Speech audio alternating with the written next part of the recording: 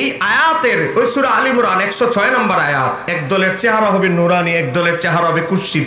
এই আয়াতের ব্যাখ্যা করতে গিয়ে ইবনে তাইমিয়া লিখতেছে, ক্বালা ইবনে আব্বাস, হুজুর হযরত রাইসুল মুফাসসিরিন, নবীর সাহাবীদের যুগ থেকে কিয়ামত পর্যন্ত উম্মতের যিনি সবচেয়ে বড় মুফাসসির, যার টাইটেল হচ্ছে রাইসুল মুফাসসিরিন, সে হযরত আব্দুল্লাহ ইবনে আব্বাস বলে, তাবিয়াদ্দু উজুহুন, হাশরের ময়দানে যাদের চেহারা থেকে নূর চমকাবে সেই দলের নাম কি?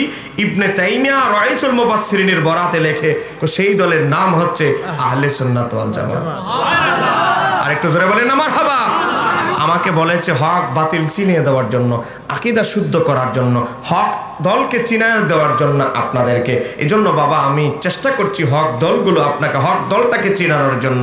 মহান রব্বুল আলামিনের দরবারে অজস্র অসংখ্য শুকরিয়া আদায় করছি যে আল্লাহ সুবহানাহু ওয়া তাআলা আমাদেরকে খলিফাতুর রাসূল সাল্লাল্লাহু আলাইহি ওয়াসাল্লাম হযরত আবু বকর সিদ্দিক রাদিয়াল্লাহু তাআলা স্মরণে ও খাজা গরিবে নওয়াজ রাদিয়াল্লাহু তাআলা উরুস উপলক্ষে এই 12তম আজিমুস-শান সুন্নি মহাসম্মেলনে আমাদেরকে আল্লাহ সুবহানাহু ওয়া তাআলা সমবেত হওয়ার আশার তৌফিক দান করেছেন।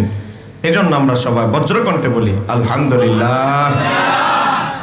আজকের মাহফিলের যিনি সভারত্ন, সভাপতি, পশ্চিম শহীদনগর গাউসিয়া তৈয়বিয়া জামে মসজিদের সম্মানিত খতিব, একজন বিশিষ্ট মুহাক্কিক আলেম, আমার সদ্দি হযরতুল আলহাজ আল্লামা মোহাম্মদ খলিল রহমান আল কাদরি সাহেব মাদ্দাজুল্লাহ আলী,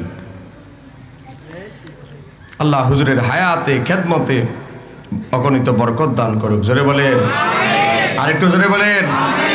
আজকের মাহফিলের প্রধান আলোচক আমার শ্রদ্ধেয় বড় ভাই, বিশিষ্ট ইসলামের চিন্তাবিদ, বিশিষ্ট ইসলামী আলোচক হযরতুল আলহাজ মাওলানা মোহাম্মদ ওমর ফারুক নঈমী মাদ্দাজুল্লাহ আলী খতিব, ঐতিহ্যবাহী জাহানপুর সামাদপুর শাহী জামে মসজিদ আতুরা ডিপু।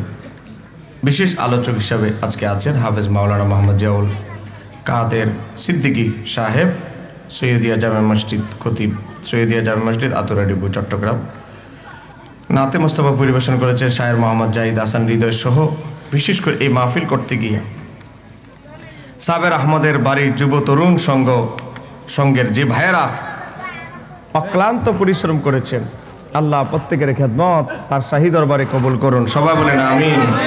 সম্মানিত আমার দিনী ভাইয়েরা, আমি আপনাদেরকে বেশি কষ্ট দিব না, একটা ঘন্টা আপনাদের একটু ধৈর্য চাই, যেহেতু আগামীকাল ছুটির দিন, শুক্রবার দিন, আমরাও জুমায় বয়ান করতে হবে। এখান থেকে যাওয়ার পরে আবার জুমার বয়ান রেডি করতে হবে, আবার জুমায় বয়ান করতে হবে। কালকে আবার কুমিল্লা মাহফিল, 2টা মাহফিল, সেখানে আবার যেতে হবে। আজকে 2টা মাহফিল, একটা করে আসলাম, ওই চন্দনাইশ থেকে করে আসছে, আবার চিন্তা করে দেউড়ে আসছে। তো আমাদের প্রতিদিন এই দেউড়াদৌড়ি। আমি আপনাদের দোয়া, এই বছর প্রায় 55টা জেলায় মাহফিল নিয়েছি, 55টা জেলায়, 64 জেলার ভিতরে 55টা জেলায় মাহফিল নিয়েছি। সারা দেশে সুন্নিয়তের পক্ষে দাওয়াত দিতে যাচ্ছি। শুধু ওই চট্টগ্রাম কেন্দ্রিক তো থাকলে হবে না, আমাদের তো সারা দেশে যেতে হবে। কথা বলে না কেন, ঠিক কিনা? সারা দেশে সুন্নিয়তের আলো পৌঁছাইতে হবে। যেখানে ঈদ মিলাদুন্নবীর লোক আছে সেখানেও ঈদ মিলাদুন্নবীর পক্ষে ওয়াজ করে লাভ নেই। যেখানে বাতিল সেখানেই গিয়ে ওয়াজ করবো ঈদ মিলাদুন্নবীর গুরুত্ব। কথা কর। আমাকে কমিটির পক্ষ থেকে 2টি গুরুত্বপূর্ণ সাবজেক্ট দিয়েছেন, লিফলেটের ভিতরে লিখে দিয়েছেন। 1 নম্বর আকীদার ব্যাপারে বলেছেন, 2 নম্বর মাযহাবের গুরুত্ব। আমি 2টি বিষয়ে সংক্ষিপ্ত করে পর্যালোচনা তুলে ধরবো আপনাদের সামনে। আল্লাহ আমাকে বলেন, কঠিন শ্রোতা দি সামনে বইরিস, গভীরভাবে লক্ষ্য করেন। আপনাদের এলাকায় এই যে মহল্লায় মসজিদ আছে না নাই? সাবের আহমদ চৌধুরী বাড়ির মসজিদ আছে, মসজিদের খতিবও আছে। বাবারে, মসজিদের ভিতরে আপনাদের মসজিদের টাইসের মধ্যে সুন্দর করে লেখা, ডান দিকে আল্লাহর নাম, বাম দিকে নবীর নাম, আছে না নাই? কিছু বইগুলো দেও, অর্ধেক দিয়ে অর্ধেক দিচ্ছ না, ওয়াজের ধারা বুঝতেছ না, তাড়াতাড়ি দাও।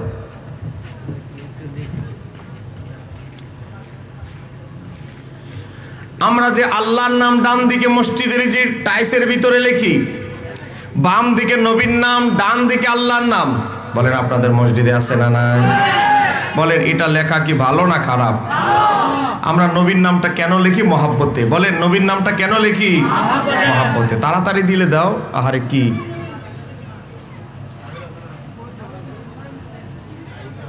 শুধু কটা বই দিতে 10 মিনিট লাগে, বলতে তাড়াতাড়ি দাও। আরে ভাই পাস করতে হবে না, দাও।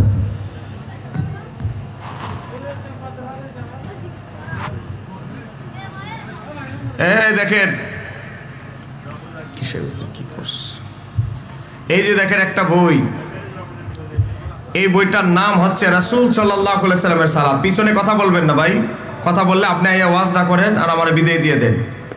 আমি গিয়ে বাড়িতে গিয়ে ঘুমাই, তাই আবার তাড়াতাড়ি উঠতে হবে, সকাল সকাল জুমার নামাজে যেতে হবে। দেখেন এই যে একটা বই, বইটার নাম হচ্ছে রাসূল সাল্লাল্লাহু আলাইহি সাল্লামের সালাত। নামও সুন্দর, বইয়ের লেখকের নামও সুন্দর, কিন্তু ভিতরে হইল অসুন্দর। লেখকের নাম আব্দুর রাজ্জাক বিন ইউসুফ, আমাদের যুবকরা নাম দিছে কাজ্জাব বিন ইউসুফ, আমরা না কিন্তু যুবকরা।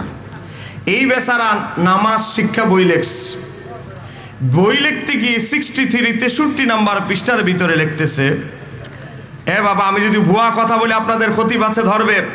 মসজিদের দেওয়ালে পাশাপাশি আল্লাহ মুহাম্মদ লেখা, বলে কি এটা হলো শিরকি আকীদা। আরেকটু জোরে বলেন, শিরিক বুঝেন? যারা শিরিক করে তাদের আর ধর্মের ভিতরে কোনো জায়গা, একেরা আমাদেরকে বিধর্মী বানাই দিতেছে, ধর্ম থেকে বাদ দিয়ে দিতেছে।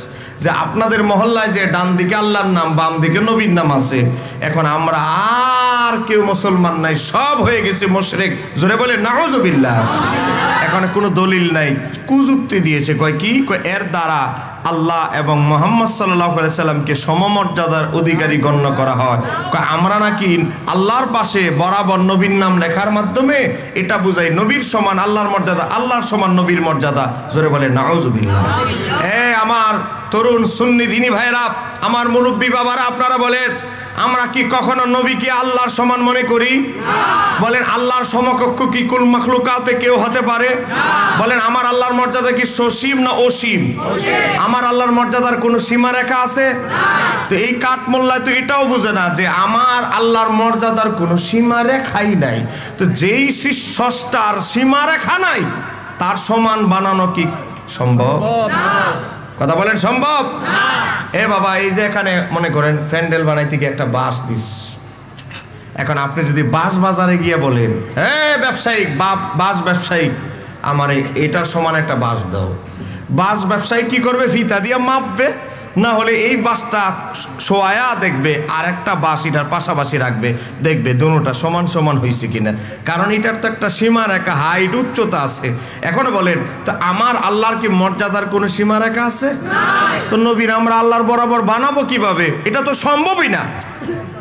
কথা বলেন কেন ঠিক কিনা? যেটা অসম্ভব এটা কি কারো পক্ষে সম্ভব?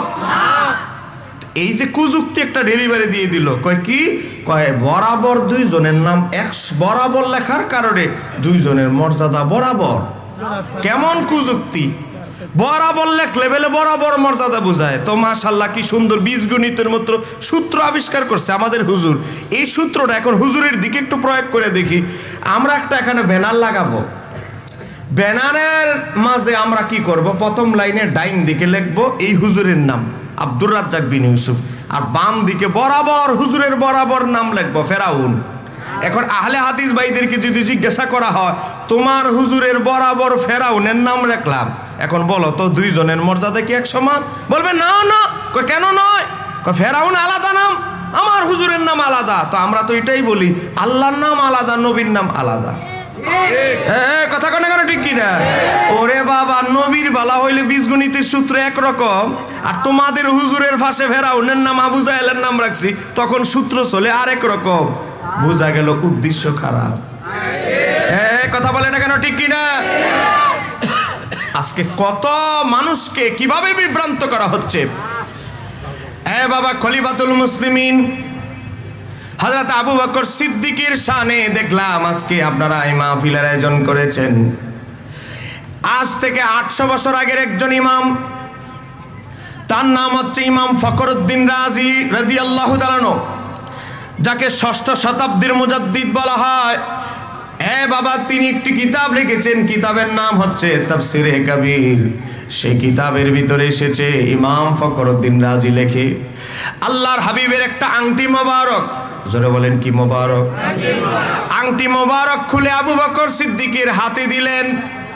আমার নবী বললেন আবু বকর এই আংটি নিয়ে তুমি স্বর্ণের বাজারে চলে যাও, স্বর্ণকার কি গিয়ে বলবে, বাইন্যাকে গিয়ে বলবে, আমার আংটির মাঝে যেন আল্লাহর নামটা সুন্দর করে খোদাই করে দেয়। আবু বকর সিদ্দিক রুমাল দিয়ে পেঁচা পকেটের মধ্যে নিয়ে হাঁটতেছে আর ভাবতেছে, আমার আল্লাহ আরশে আজিমের পায়ায় আল্লাহর সাথে বন্ধুর নাম খোদাই করেছে। আমার আল্লাহ জান্নাতের হুরদের ডান চোখের মণিকোঠায় আল্লাহর নাম, বাম চোখের মণিকোঠায় তার বন্ধুর নাম খোদাই করেছেন। জান্নাতের গেটের এক পাশে আল্লাহর নাম, অপর পাশে তার বন্ধুর নাম খোদাই করেছে। আজানের ভিতরে আল্লাহর সাথে তার হাবিবের স্মরণ করেছে। নামাজের ভিতরেও দুরুদ দিয়ে সালাম দিয়ে তাশাহুদে তার হাবিবের স্মরণ করেছে। কথা কোন আছে না নাই? আমার আল্লাহ যদি জান্নাতের বৃক্ষে এক পাতা আল্লাহর নাম, অপর পাতায় বন্ধুর নাম খোদাই করে থাকে, আবু বকর সিদ্দিক চিন্তা করতেছে আর হাঁটতেছে, আমার আল্লাহ যদি প্রত্যেকটা জায়গায় আল্লাহ তার বন্ধুকে তার সাথে স্মরণ করতে পারে, আল্লাহর বন্ধুর আংটি মোবারকে আল্লাহর নাম থাকবে, তার বন্ধুর নাম থাকবে না, এটা হতে পারে না, হতে পারে না। স্বর্ণকার কি গিয়ে বললেন, স্বর্ণকার, আমার নাম আবু বকর সিদ্দিক, পয়সা লাগলে মজুরি দ্বিগুণ দিব, কিন্তু কাজটা হতে হবে কারুকার্যমণ্ডিত। এই আল্লাহর হাবিবের আংটি মোবারকে ডান দিকে লিখবি, নকশা করবা আল্লাহু, আল্লাহর নাম, বাম দিকে নকশা করবে আমার নবীর নাম। মজুরি লাগলে পারিশ্রমিক দ্বিগুণ দিব, কিন্তু কাজটা হতে হবে কারুকার্যমণ্ডিত। আবু বকর সিদ্দিক এই কথা বলার পর স্বর্ণকার বললেন, আপনি 4 দিন পরে আসেন। আবু বকর সিদ্দিক রাদিয়াল্লাহু তাআলা 4 দিন পরে চলে গেলেন। গিয়ে দেখে সুন্দর করে কাজটা স্বর্ণকার করেছে, ডান দিকে আল্লাহর নাম, বাম দিকে নবীর নাম সুন্দর করে খোদাই করা। আবু বকর সিদ্দিক বললেন, মজুরি ওয়াদা যা দিয়েছি বরকালাপ হবে না, তুমি আমার হৃদয় খুশি করে ফেলেছো, তোমারে পারিশ্রমিক দ্বিগুণ দিব। বাবা, প্যাকেটের ভিতরে, বাক্সের ভিতরে আংটি মোবারক ঢুকিয়ে পকেটের মাঝে নিয়ে আবু বকর সিদ্দিক হাঁটতেছে আল্লাহর হাবিবের দরবারের দিকে। আমার আল্লাহ জিব্রাইলকে ডাক দিয়ে বলে, জিব্রাইল, ও জিব্রাইল, আমার আবু বকর আমার হাবিবের প্রতি যেই ভালোবাসা দেখিয়েছে, আমি রব্বি জুল জালাল এত বেশি খুশি হয়ে গিয়েছি। জিব্রাইল, আবু বকরের পকেটে থাকা অবস্থায় আমি আল্লাহর নাম আছে ডান দিকে, আমার বন্ধুর নাম আছে বাম দিকে, আর আবু বকরের নামটা নিচে সুন্দর করে খোদাই করে দাও। হযরতে আবু বকর সিদ্দিক হাঁটতেছে, তিনি তো আর জানেন না ঘটনা যে হয়ে গেছে পকেটে থাকতে। হযরত আবু বকর সিদ্দিক প্যাকেট দিলেন আল্লাহর হাবিবের দরবারে। আল্লাহর হাবিব প্যাকেট থেকে আংটি মোবারক বের করে বারবার উল্টিয়ে দেখতেছে। আবু বকর সিদ্দিক হঠাৎ করে যখন তাকায়, দেখে ডান দিকে আল্লাহর নাম, বাম দিকে নবীর নাম, নিচে আবু বকর সিদ্দিকের নাম খোদাই করা। আবু বকর সিদ্দিকের চেহারাটা মলিন হয়ে গিয়েছে। ইয়া রাসূলুল্লাহ, আপনার আবু বকর এত বড় বেয়াদব নয়, আপনার আংটি মোবারকে আবু বকরের নামও ঢুকিয়ে দিবে। তবে এটা ঠিক, ইয়া রাসূলুল্লাহ, আমি চিন্তা করেছি আপনি যখন আংটি আমার হাতে দিয়েছেন, আপনার আংটি মোবারক, আমি চিন্তা করেছি আল্লাহ প্রত্যেকটা জায়গায় আল্লাহর সাথে আপনারে স্মরণ করেছে। আমি আবু বকর কেমনে আমি স্বর্ণকারকে বলি শুধু আপনার আংটিতে শুধু আল্লাহর নাম থাকবে। আমি স্বর্ণকারকে বলেছিলাম আল্লাহর সাথে যেন পাশাপাশি আপনার নামও লেখে, তবে স্বর্ণকারকে হাদিয়া দ্বিগুণ দিব বলে তাকে যেই উৎসাহ দিয়েছি, এ হয়তো সে জোশের ঠেলায় আমার নামও ঢুকিয়ে দিয়েছে। ও ইয়া রাসূলুল্লাহ, নবী গো, আবু বকরকে এই ভুলটা শুধরানোর জন্য একটু সুযোগ দে। আমার নবী আবু বকর সিদ্দিকের এই মলিন চেহারা দেখে আমার নবী বলে, আবু বকর, আমার আবু বকর, এটা স্বর্ণকারের কাজ নয়, এটা তোমার হুকুমেও হয় নাই, এটা আমার আল্লাহর হুকুমে জিব্রাইলের কাজ।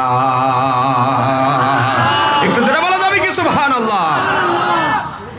আমার সুন্নি ভাইরা, আমার দিনী ভাইয়েরা, আপনাদের কাছে জানতে চাই, এই গোটা বাইজিদ থানায় চট্টগ্রাম জেলায় আবু বকর সিদ্দিক রাদিয়াল্লাহু তাআলা আনহুর চাইতে ইসলাম বেশি বুঝে এমন মৌলবী কি আছে?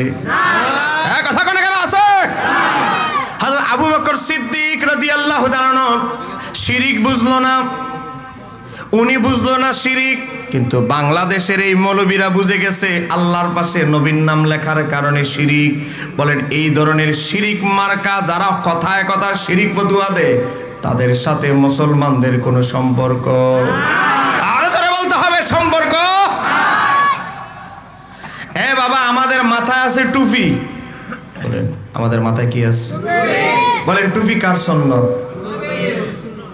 পিছনের ভাইদের কি কোনো সন্দেহ আছে? বলে এই টুপি কার সুন্নত?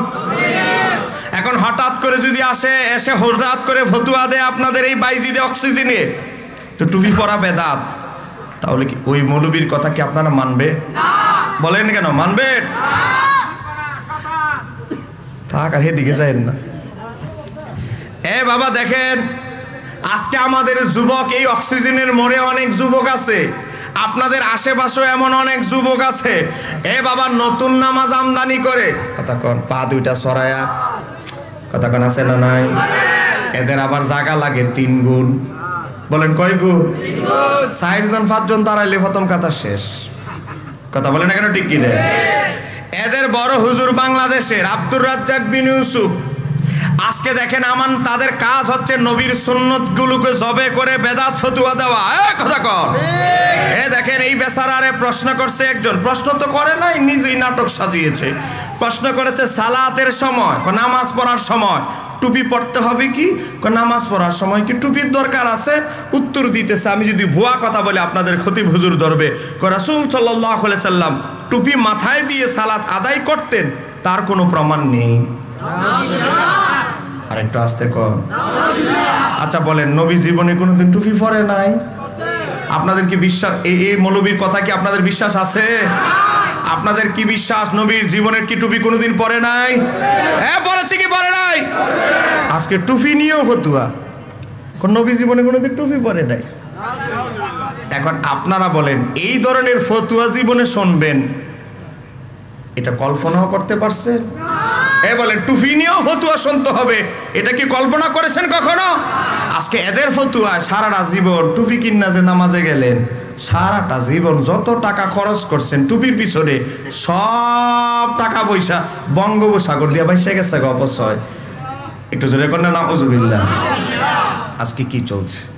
এই কথিত আহলে হাদিস বদ আকীদা পন্থী মৌলবীরা আজকে মানুষের ইবাদত চুরি করতে করতে করতে করতে করতে এখন মাইয়াতের মহিলাদের কাফনের কাপড় পর্যন্ত চুরি করা শুরু করছে। আপনি বাস্তবতা দেখবেন। এই যে দেখেন, এই আব্দুর রাজ্জাক বিন ইউসুফ ফতুয়া দিয়েছে। আপনাদের কাছে আগে জানতে চাই, আমাদের এলাকায় যে মহিলা মারা যায়, বলেন মহিলাদের কয় কাপড়? পিছনের ভাইরা বলেন মহিলাদের কয় কাপড়? পুরুষের? মহিলাদের? এটা আপনারা জানেননি? দেখেন, এ আহলে হাদিসরা বলে পুরুষ নারী সবাইকেই 3 কাপড়ে দাফন দিতে হবে।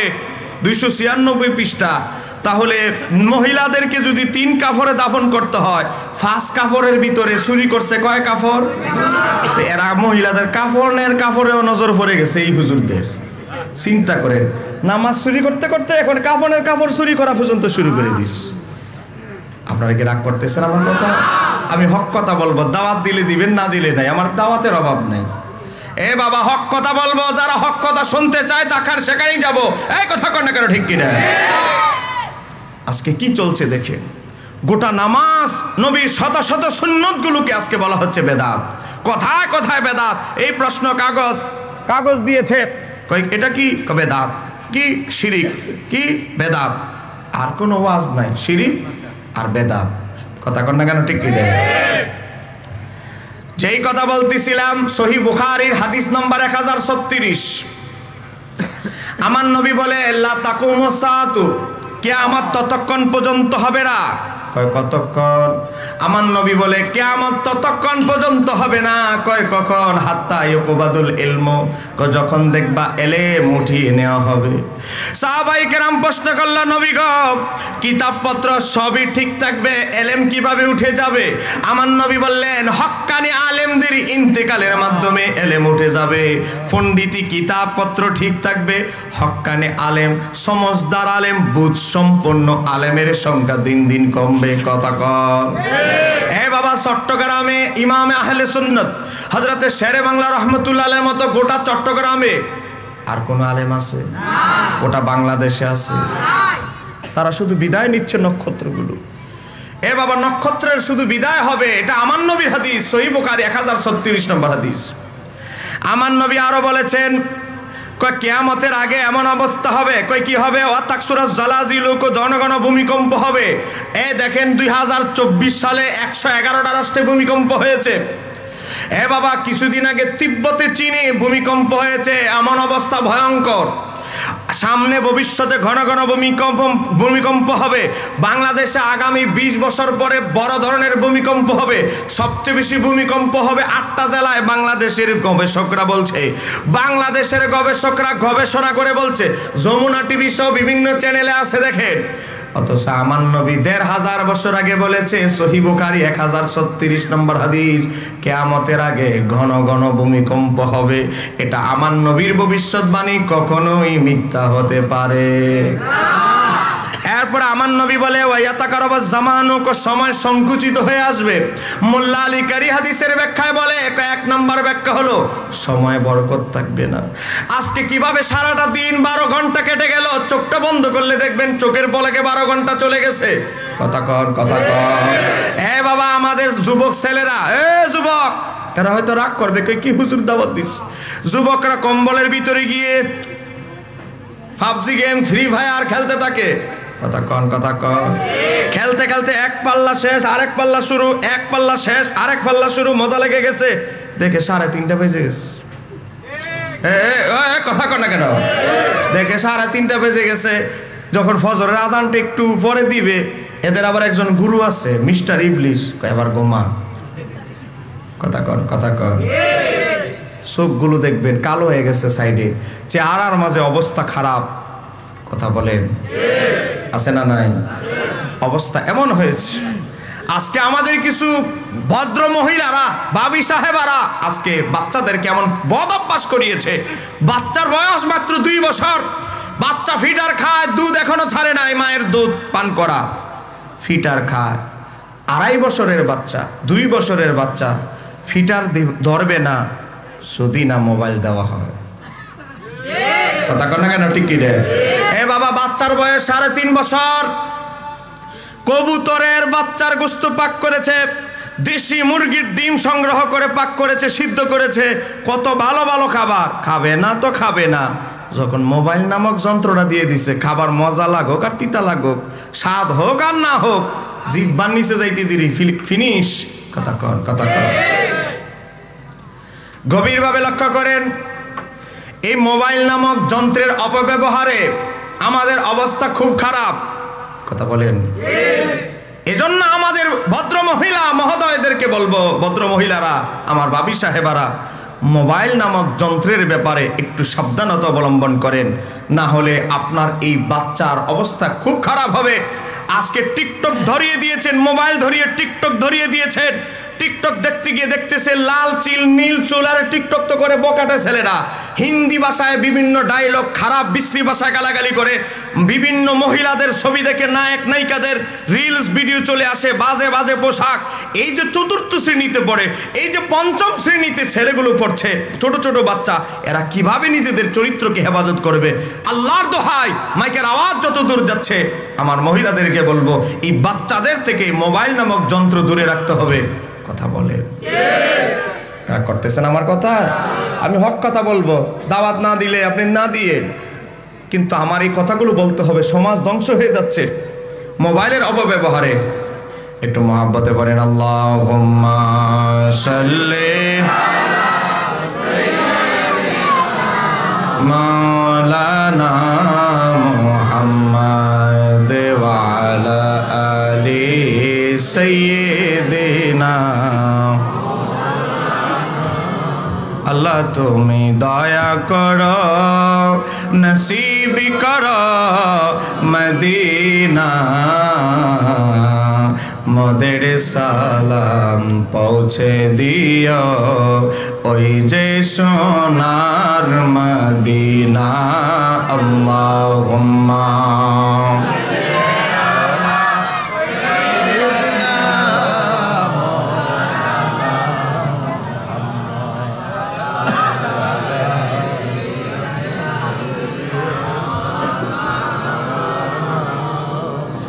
গভীর মনোযোগ।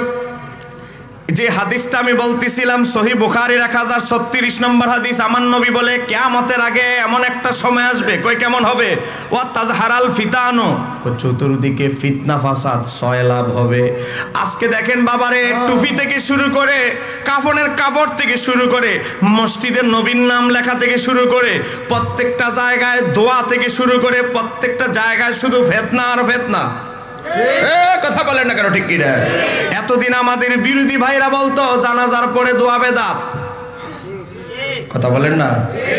এই দেখে জানাজার পরে দোয়া বেদাত এতদিন বলতো, বলতে বলতে বলতে বলতে আমার আহলে হাদিস ভাইরা চলে গেছে দাফনের পরেও দোয়া করা বেদাত। আর একটু জোরে কর। এই দেখেন হুজুর আসে, শরীয়তে তার কোনো ভিত্তি নাই, দাফনের পরে দোয়া। আচ্ছা, জানাজার পরে দোয়া ও সাল্লাম, দাফনের পরে দোয়া ও সাল্লাম, তো পরবর্তীতে কবরের কাছে গিয়ে মা বাবার জন্য কি দোয়া করা যাবে? এবার দেখেন লিখতেছে কবরস্থানে গিয়ে সূরা ইয়াসিন বা কোরআন তেলাওয়াত করেও দোয়া করা যাবে না। এবার একেবারে দোয়াই বন্ধ করে দিস, এবার একেবারে বন্ধ, ডাইরেক্ট বন্ধ, সব বন্ধ। কিছুদিন পরে বলবে দোয়া বলতে ইসলামী কিছু নাই, এই জায়গায় খালি বাকি আছে। কথা বলে না কেন, ঠিক কি না? ফরজ নামাজের পর মুনাজাত বেদাত, জানাজার পরে দোয়া বেদাত, দাফনের পরে দোয়া বেদাত, পরবর্তীতে কবরের দিকে ফিরে সূরা ফাতিহা ক্লাস পরে দোয়া করা বেদাত। খালি বেদাত আর বেদাত, বেদাত শুনতে শুনতে আমাদের কান অতিষ্ঠ। কথা বলে না কেন, ঠিক কি না? রাগ করতেছেন আমার কথা? আজকে দেখেন চতুর্দিকে কিভাবে বেদাত বেদাত চলছে। আমার তরুণ ভাইরা, আমার মুরব্বী বাবারা, সহিহ মুসলিম শরীফের 1631 নম্বর হাদিস। আমি যতগুলো হাদিস বলবো হাদিস নাম্বার সহকারে, আমি ওই বাকি দলিল আমি বলি না।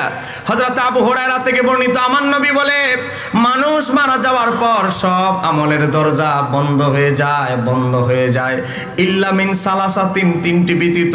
1 নাম্বার সদকায়ে জারিয়া, 2 নাম্বার উপকারী এলেম, 3 নাম্বার হলো ওয়ালাদিন সালেহ, নেককার সন্তান। সন্তানের কাজটা হবে কি? ইয়াদউ লাহু, সে আপনার জন্য দোয়া করবে। এ বলেন আমরা মারা যাওয়ার পর আমাদের আত্মীয় স্বজন সন্তানের দোয়া চাই কি চাই না? আরো জোরে বলতে হবে, চাই কি চাই না? আপনার সন্তান যদি বাবারে আহলে সুন্নাত ওয়াল জামাত থেকে দূরে সরে যায়, তাহলে মরে যাওয়ার পরে বলবে জানাজার পরে দোয়া বেদাত, দাফনের পরে দোয়া বেদাত, ফরজ নামাজের পরে দোয়া বেদাত, কবরের দিকে ফিরে কোরআন তেলাওয়াত করে দোয়া বেদাত, 60 দিনের অনুষ্ঠান বেদাত, 40 করা বেদাত, বেদাত বেদাত বলতেই থাকবে। দোয়া করবে কখন? বেচারার বেদাত হতেই বন্ধ হয় না। কথা বলে না কেন, ঠিক কি রে? বেচারার জবানে ঠোঁটের আগায় এসে থাকে শুধু বেদাত। এই সন্তান আপনি 28 বছর সার্ভিস দিয়েছেন, চাকরি পাওয়ার আগ পর্যন্ত তার আপনার সন্তানের পিছনে দীর্ঘ সময় ব্যয় করেছেন। এই ছেলেটাকে বড় করতে গিয়ে বিশ্ববিদ্যালয়ে পড়িয়েছেন, মেডিকেলে পড়িয়েছেন। আজকে আপনার এই বাচ্চাকে যে এত কষ্ট করে পড়ালেখা করালেন, কিন্তু সর্বশেষ আপনার বাচ্চাকে আকাইদা আহলে সুন্নাত ওয়াল জামাতের উপরে কায়েম না থাকার কারণে আপনার সব শেষ। কথা কর, কথা কর, কথা কর। এই টাকাগুলো যদি 2টা এতিম শিশুকে লালন পালনের জন্য সুন্নি এতিমখানায় খরচ করতেন, বাবা আপনার সন্তানের যে কলা গাছ বানাইছেন, কলা গাছ কেন বললাম? কারণ আকীদার যার শুদ্ধ নাই তার কিছুই নাই। কথা বলে না কেন, ঠিক কি না? কলা গাছ রোপণ করলো, এখান থেকে আরো শাখা পোশাখা বের হবে, ফল দিবে। এর থেকে তো মরে যাওয়ার পরে কোন ফল পাবেন না। কথা বলে না কেন, ঠিক কি না? কিরে কি শুরু করলি? শুরুতে আইয়ে দেখে মাইকের আওয়াজ নাই। এখনো তো একটা মাহফিল কইরা আইলাম, কি সুন্দর সাউন্ড। আমরা কোনো বক্তা কখনো মাইকের বিরুদ্ধে আমরা বলি না, কারণ মাইক আমাদের শক্তি। মাইকের বিরুদ্ধেও তো বলে লাভ নাই, মাইকের বিরুদ্ধে আমরা বলি না ভাই। কোনো সাউন্ড নাই, কিছু নাই। আমি কি ঠোঁট লাগায় কথা বলবো? ঠোঁট লাগায় কথা হইয়া এই সাউন্ড, ঠোঁট লাগায় কথা বল। আমি কি নাচ পড়তে আইছি এখানে? ঠোঁট লাগায় কথা বলবো?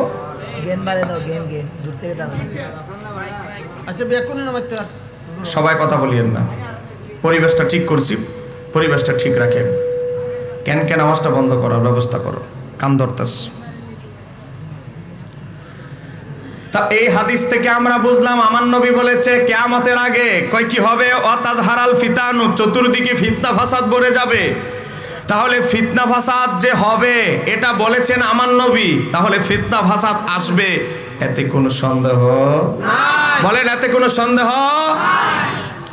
এবার আসেন আরেকটা হাদিস আপনাদেরকে বলছি, তিরমিজি শরীফ থেকে হাদিস নাম্বার 2260, হযরত আনাস ইবনে মালিক থেকে বর্ণিত। আমার নবী বলে, ইয়াতি আলান নাসি জামানুন, কিয়ামতের আগে এমন একটা জামানা আসবে, আসসাবিরু ফিহিম আলা দীনিহি, দিনের উপরে ঈমানের উপরে ধৈর্য ধারণ করা এত বেশি কঠিন হয়ে যাবে। কাল কাবাদি আলাল জামরি, এ বাবা আগুনে জ্বলন্ত অঙ্গার হাতে রাখা, এ বাবা অঙ্গার হাতে রাখা, লাল অঙ্গার, ওই যে কামাররা কয়লা দিয়ে যে দাও কোদাল ঠিক করে, এই জ্বলন্ত অঙ্গার হাতে রাখা যেমন কঠিন হবে, আমার নবী বলে ইয়াতি আলান নাসি জামানুন, মানুষের মাঝে এমন একটা জামানা আসবে, অঙ্গার জ্বলন্ত অঙ্গার হাতে রাখা যেমন কঠিন হবে, তার চাইতে বড় কঠিন হবে ঈমান হেফাজত করা। কথা কন, কথা কন। আজকে চতুর্দিকে ফতুয়া ফতুয়া, কিছু হুজুর লেগে আছে নবীর সম্মান কিভাবে টেনে নামানো যায়। এ কথা কর।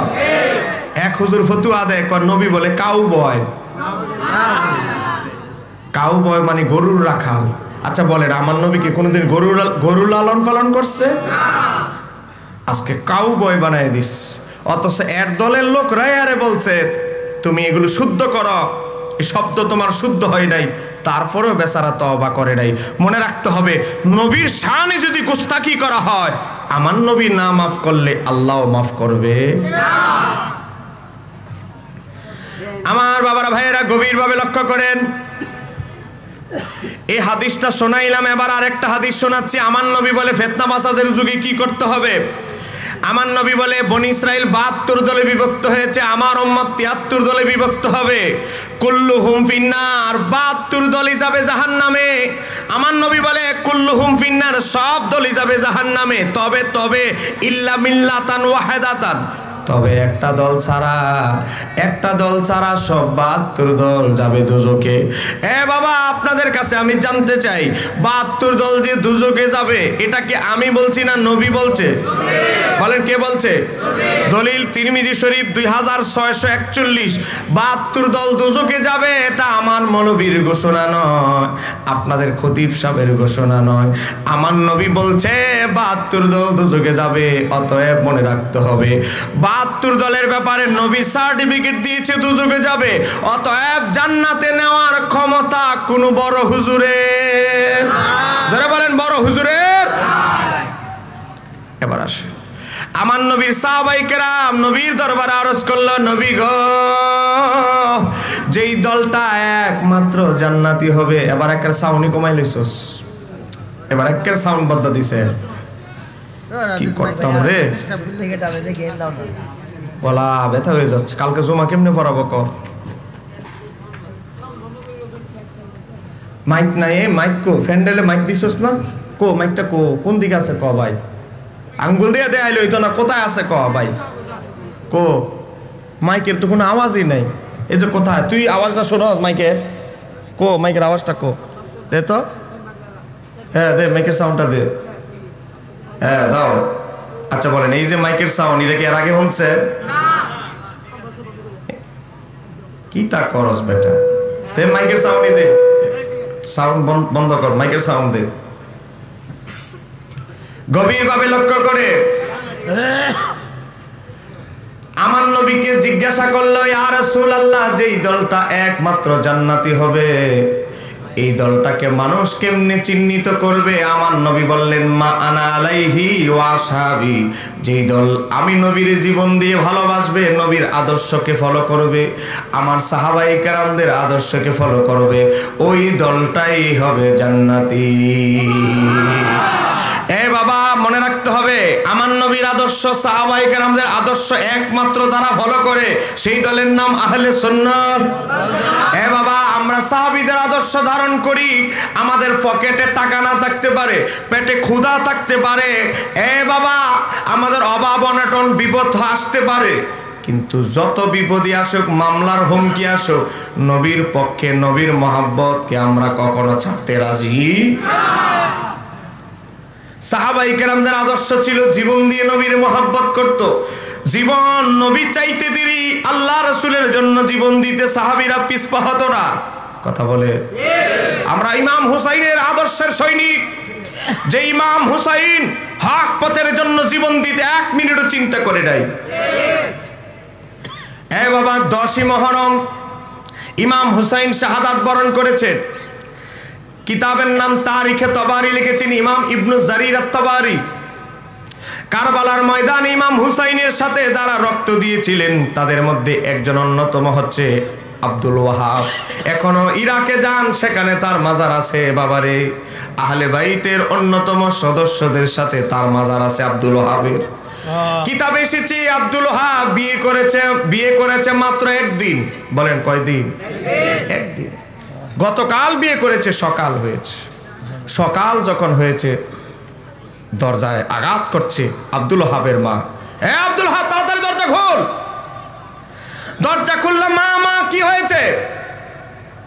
এ আব্দুল ওয়াহাব, তোকে বড় করেছি, কুলিপিটি করে বড় করেছি একটা আশায়, তোর উসিলায় যেন আমি মাও জান্নাতে যেতে পারি। এ আব্দুল ওয়াহাব, তোর উসিলায় আমি যেন জান্নাতি হতে পারি, সেই আশায় আব্দুল ওয়াহাব তোরে যোদ্ধা বানিয়েছি। এ আব্দুল ওয়াহাব, জান্নাতের টিকিট সংগ্রহ করার সময় বুঝি এসে গেছে। যারা বলেন না সুবহানাল্লাহ। এ আব্দুল ওয়াহাব, তাড়াতাড়ি অস্ত্র নে, যুদ্ধের পোশাক পর, যুদ্ধের টুপি পরে রওনা দে। কোথায় যাব মা? কারবালার ময়দানে রওনা দে। কারবালার ময়দানে ইয়াজিদ বাহিনী আল্লাহর হাবিবের কলিজার টুকরা দৌহিত্র হুসাইনকে বন্দী করেছে। ও আমার সন্তান আব্দুল ওয়াহাব, ইমাম হুসাইনের পক্ষে যুদ্ধে যোগদান কর। হাসরের ময়দানে তোর সাথে দেখা হবে। হাসরের ময়দানে আল্লাহ যখন আমার ব্যাপারে জিজ্ঞাসা করবে, আমি বলবো মাওলা, আমার সন্তান অমুক শহীদ, আমার সন্তান আব্দুল ওয়াহাব তোমার হাবিবের নাতি ইমাম হুসাইনের পক্ষে শহীদ হয়েছে। আমি সেই শহীদের মা। জোরে বলেন না সুবহানাল্লাহ। মাইকের সাউন্ডটা দিতেছস তো পুরাইটাই দেস না ভাই, কমাইছস কে? কি একটা অবস্থা ভাই, আমি ওয়াজ করতে পারবো না, আমার হাদিয়া দেওয়ার দরকার নাই। আমার গলা বাংলে কি হবে? আমি পারতাছি না, এই মাইকে সেটিং হচ্ছে না। আমি যদি ভুয়া কথা বলি, খতিব হুজুর আছে, হুজুরের 2 মিনিট কথা বলো মাইক দিয়া, হুজুর একটু দেখো। আমি মাইক ছাড়া আপনাদেরকে কথা বলবো, আপনারা অনেক সুন্দর শুনবেন। এই যে শুনতেছেন না, মাইক ছাড়া ভালো আওয়াজ শুনবেন। আমার কেমন গলাটা ভাঙে গেছে? আপনারা আমার কথা শুনতেছেন? তাহলে আমার তো গলা ভাঙা না, এমন না যে হুজুর গলা ভাঙা আপনার আওয়াজ আসে না। মিয়া, এগুলো ঠিক না ভাই। দুনিয়া তার মাহফিল করে না মানুষ।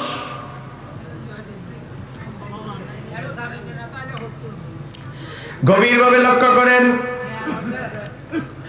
হযরতে আব্দুল ওয়াহাব মায়ের কথা শুনে ঘরের ভিতরে ঢুকতে লাগলে ডাইন পাওটা দিলেন, ডান পাটা দিতে দেরি দেখে আব্দুল ওয়াহাব 1 দিন হয় বিয়ে করেছেন। বলেন বলেন, বিয়ে করেছেন কয়দিন? জোরে বলেন পিছনের ভাইরা। গত রাতে বিয়ে করেছে, সকাল হয়েছে মাত্র। আব্দুল ওয়াহাবের স্ত্রী, এ বাবা, আব্দুল ওয়াহাব ঘরের প্রথম কদম রাখতে দেরি দেখে আব্দুল ওয়াহাবের স্ত্রী যুদ্ধের পোশাক আর তরবারি, যুদ্ধের টুপি নিয়ে দরজায় দাঁড়ায় আছে। হযরত আব্দুল ওয়াহাব চোখের পানি ছেড়ে দিয়ে বলে, বিবি, ও আমার বিবি, তুমি কি দৃষ্টান্ত উপস্থাপন করলে, আমার হৃদয় খুশি হয়ে গেল। ও বিবি, তুমি জানো তুমি বিধবা হয়ে যাবে, তারপরেও তোমার স্বামীকে যুদ্ধে নামিয়ে দিচ্ছ। ও বিবি, তোমার এই উদাহরণ ইতিহাসের পাতায় লেখা থাকবে। আব্দুল ওয়াহাবের বিবি চোখের পানি ছেড়ে বলে, স্বামী, আমি ধৈর্য ধারণ করতে পারবো। হাসরের ময়দানে আপনার সাথে দেখা হবে। আল্লাহ যখন আমার আমলের ব্যাপারে জিজ্ঞাসা করবে, আমি একটা কথাই বলবো, মাওলা, আমার স্বামী আব্দুল ওয়াহাব তোমার হাবিবের নাতি হুসাইনের পক্ষে জীবন কুরবান দিয়েছে। জোরে বলা যাবে কি সুবহানাল্লাহ? এটাই ছিল আহলে বাইতের প্রতি মুমিনদের সালফে সালেহিনের প্রেম। সাহাবায়ে কেরামদের পকেটে টাকা না থাকতে পারে, পেটের ভিতরে ক্ষুধা থাকতে পারে, কিন্তু নবীর মহব্বত ছিল সবার আগে। কথা বলেন না কেন? ঠিক কি না? নবীকে মহব্বত করে কেউ কোনোদিন বাবারে বিফলে যায় নাই। নবীরে মহাব্বত করে কেউ কোনোদিন বাবা ক্ষতিগ্রস্ত হয় নাই। একটা ঘটনা মনে পড়ে গেল, সহিহ বুখারী শরীফে আছে। আমি কি বলবো? বলেন না, বলবো।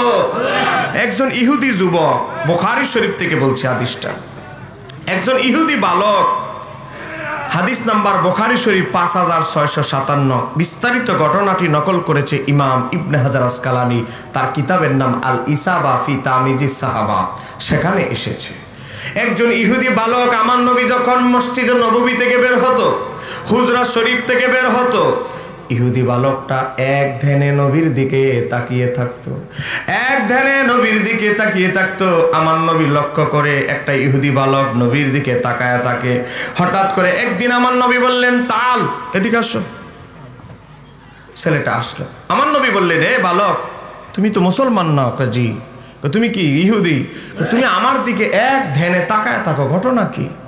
ইহুদি বালক বলতে লাগলো, ইয়া রাসূলুল্লাহ, আমি ইহুদি হতে পারি, কিন্তু আমার মনের ভিতরে যখন কোনো মানসিক কষ্ট থাকে, দুঃখ বেদনা থাকে, আমার পেটের ভিতরে যখন ক্ষুধা থাকে, আমি দৌড়ায় আসি আপনার চেহারা আনোয়ারটা একবার দেখার জন্য। আপনার চেহারা আনোয়ারটা দেখলে আমার মনের দুঃখ বেদনা আর পেটের ক্ষুধা আর যন্ত্রণা দূরীভূত হয়ে যায়। আমার নবী বললেন, ঠিক আছে। একটু পরে দৌড়ে আমার নবীর সামনে গিয়ে হাজির হয়ে তাজিমের সাথে বলে, ইয়া রাসূলুল্লাহ, আমি ইহুদি হতে পারি, কিন্তু আমার দিলের ভিতরে আপনার প্রতি অনেক মহব্বত আছে। ও ইয়া রাসূলুল্লাহ, আপনার কাছে আমি একটা জিনিস আবদার করছি, দাবি করছি। কই কি? কই ইয়া রাসূলুল্লাহ, আমি চাই আপনার সাহাবী হযরত আনাসের মতো, হযরতে সাওবানের মতো, হযরতে সফিনার মতো মাঝে মাঝে আমিও আপনার গোলামি খেদমত করতে চাই। আপনি মাঝে মাঝে আমারে দিয়ে বাজার করাবেন, আমি আপনাকে খেদমত করব, হুজুর পানি এগিয়ে দিব, মাঝে মাঝে টুকটাকি খেদমত করব। আপনি যদি অনুমতি দেন, এটা আমি করতে চাই। ইয়া রাসূলুল্লাহ, নবী গো, আমি ইহুদি হওয়ার কারণে কি বঞ্চিত হব? আমার নবী বললেন, তার দিলের দিকে তাকালেন, হৃদয়ের দিকে তাকালেন, তাকায় দেখতেছেন, আমার নবী খেয়াল করলেন তার দিলের ভিতরে, সিনার ভিতরে মহব্বত আছে। আমার নবী বললেন, আচ্ছা যা, খেদমতই তো করবি, ঠিক আছে করিস। আমার নবীর পানি, ওযুর পানি মাঝে মাঝে এগিয়ে দিত, বাজার করে দিত, টুকিটাকি খেদমত করত। হঠাৎ করে ইহুদি বালকটা অসুস্থ হয়ে গেল, ভীষণ অসুস্থ হয়ে গেল। আমার নবী খবর পেয়ে দৌড়ে তার বাড়ির দিকে রওনা দিলে। একদিকে আমার নবী কদম মোবারক রাখবেন ইহুদি বালকের ঘরে, নবীর কদম ঢুকার আগে আজরাইল ঢুকে গেছে, কারণ আজরাইলের কাছে নোটিশ চলে আসছে, তার রূহ কবজ করার টাইম হয়ে গেছে। একদিকে আজরাইল নবীর আগে ঢুকে গেছে, আজরাইলের সাথে সাথে পিছনে নবীও ঢুকে গেছে। আজরাইল ঢুকে দেখে নবীও ঢুকে গেছে। আজরাইল চিন্তা করলো, এই মুহূর্তে যদি আমি রূহটা কবজ করি, আল্লাহর হাবিব কষ্ট পাবে। আল্লাহর হাবিব যদি কষ্ট পায়, তাহলে আল্লাহও কষ্ট পাবে। পরে গিয়ে দেখা যাবে আমার চাকরি চলে যাবে। একটু জোরে বলেন না। আজরাইল চিন্তা করলো, আমি যার রূহ কবজ করব, রাহমাতাল লিল আলামিন স্বয়ং তাকে দেখার জন্য এসেছে। আমি যদি এখন তার প্রাণভমরা নিয়ে যাই, রূহটা নিয়ে যাই, রাহমাতাল লিল আলামিন কষ্ট পেতে পারেন। আজরাইল তাজিমের সাথে, সম্মানের সাথে ঘরের কর্নারে দাঁড়ায় রইলেন, ইশারার অপেক্ষায়। নবী যতক্ষণ না ইশারা না দিবে, ততক্ষণ পর্যন্ত তার রূহ কবজ করবে না। আমার নবী তার ইহুদি বালকের মাথায় হাত বুলালেন। আমার নবী বললেন, ইহুদি বালক, আমি দেখতেছি তোমার হায়াত আয়ু শেষ, আজরাইল তোমার নিকটবর্তী। আমি নবী তোমাকে হুকুম দিচ্ছি, পরামর্শ দিচ্ছি, তুমি আমার হাতে হাত রেখে বায়াত হয়ে মুসলমান হয়ে যাও। তোমার দিলের ভিতরে অনেক মহব্বত আছে আমি নবীর প্রতি। আমি চাই এই মহব্বত তোমাকে জান্নাতুল ফিরদাউসে ঢুকিয়ে দিক। তোমার আর জান্নাতুল ফিরদাউসের মাঝখানে একটা দেয়াল তৈরি হয়ে আছে। ও যুবক, আমি চাই সেই দেয়ালটা লাথি মেরে তুমি ভেঙে ফেলো, তুমি আমার হাতে হাত রেখে বায়াত হয়ে যাও। যুবককে যখন আমার নবী এই কথা বললেন, যুবক তার বাবার চেহারার দিকে তাকাচ্ছে, কারণ তার বাবা বেঁচে আছে। বাবার দিকে তাকাইছে, বাবা কি ইশারা দেয়? হ্যাঁ, বাবার দিকে তাকাইছে। বাবা চিন্তা করলো, আল্লাহর হাবিব সাল্লাল্লাহু আলাইহি সাল্লামের প্রতি আমি ঈমান আনি নাই, এটা ঠিক, কিন্তু ওনাকে আমি শ্রদ্ধা করি, বিশ্বাস করি, আর আমার ছেলে জীবন দিয়ে ওনাকে ভালোবাসে। এখন উনি যেহেতু বলেছেন আমার ছেলের আয়ুকাল শেষ, আমার ছেলের হায়াতের মেয়াদ শেষ, উনি তো জীবনে কোনোদিন মিথ্যা কথা বলেছে তার কোনো প্রমাণ নাই। অতএব আমি ঈমান আনি আর না আনি, ছেলে যেহেতু ওনারে পছন্দ করে, ছেলের ক্ষতি করে লাভ নেই। বাবা যখন মাথা নাড়া দিল, ওই ইহুদি বালক নবীর হাতে হাত রেখে দিল, আমার নবীর হাতে হাত রেখে বায়াত হয়ে সাহাবীর দফতরে নাম লেখায় ফেলবে। বাবা, ইহুদি বালক যখন মুসলমান হয়ে গেল, আমার নবী তার হাতে কপালে মালিশ করতে লাগলো, আঙ্গুল মোবারক দিয়ে ইশারা দিলেন, আঙ্গুল মোবারক দিয়ে ইশারা দিলেন। ইশারা দেওয়ার উদ্দেশ্য হলো আজরাইল আমার কাজ শেষ, এবার তুমি তোমার কাজ করতে পারো। বলেন আমার নবীর এই আঙ্গুল মোবারকের পাওয়ার আছে না নাই? জোরে বলেন আছে না নাই? আজকে যেই মৌলবী বলে নবী আমার আপনার মতো মানুষ, কয় তবে ওনার কাছে উহি আসতো, আমাদের কাছে আসে না, এই হলো পার্থক্য। হ্যাঁ, আর নবীর মাঝে বলে এটাই পার্থক্য, হ্যাঁ কাছে উহি আসে না, নবীর কাছে আসতো। বেচারা, এই বেচারারে গিয়ে বলবেন অক্সিজেন মরে দেখা হলে, বেটা তোর 5 আঙ্গুল নবীরও আঙ্গুল মোবারক, আমার নবী আঙ্গুল নাড়া দিলে আকাশ পর্যন্ত কেঁপে উঠে, চাঁদ 2 টুকরা হয়ে যায়। বলেন বাস্তব না অবাস্তব? চাঁদ 2 টুকরা হয়ে যায় আমার নবীর আঙ্গুল আঙ্গুল মোবারকের ইশারায়। আজরাইল নড়ে চড়ে, আমার নবীর আঙ্গুল মোবারকের ইশারায় কি হয়েছে আরেকটা ঘটনা মনে পড়ে গেছে, বলবো। এই মোল্লা যে উদাহরণ দেয়, আমারও 5 আঙ্গুল নবীরও 5 আঙ্গুল, 2 পা নবীর 2 পা, উনিও বিয়ে শাদী করছে, আমিও করেছি, উনারও ছেলে সন্তান হয়েছে, আমারও ছেলে সন্তান হয়েছে। হ্যাঁ, উনিও খাবার খায়, উনারও দুঃখ বেদনা আছে, আমারও দুঃখ বেদনা। কি দুঃখ বেদনাওয়ালা ওর দেখো বেদনাওয়ালা, কি দুঃখটা বুঝছে নবী, চিন্তা করেন অবস্থা। এই বাটফারে যদি জিজ্ঞাসা করেন, তোরও 5 আঙ্গুলের ভাই, নবীরও 5 আঙ্গুল, নবী আঙ্গুল ইশারা দিলে চাঁদ 2 টুকরা হয়ে যায়, আর তুমি মোল্লায় আঙ্গুল ইশারা দিলে ঘর থেকে মশাটাও বের হয় না। কথা কন না কেন? ঠিক কি? কয়েল লাগাইছে তাও মশা যায় না, না মশারি লাগাইতে হবে। এই মোল্লার ক্ষমতাটা এতটুকু, যার আঙ্গুলের ইশারা মশাও কথা শোনে না। আর সে উদাহরণ দিতে আসছে, তুলনা দিতে আসছে নবীর সাথে। এর মতো গর্দ বোকা আর আছে? নবীর পা মোবারক আর তোর পা, আরে বাপরে বাপ, নবীর কদম মোবারক কোনো পাথরের উপরে লাগলে ওই পাথরটা ফোমের মতো নরম হয়ে যেত নবীর সম্মানে। এরাই তো অনুবাদ করেছে, সামাইলে তিরমিজিতে হাদিস আছে, ইমাম সুয়ুতি আল খাসায়েসুল কুবরায় নকল করেছে।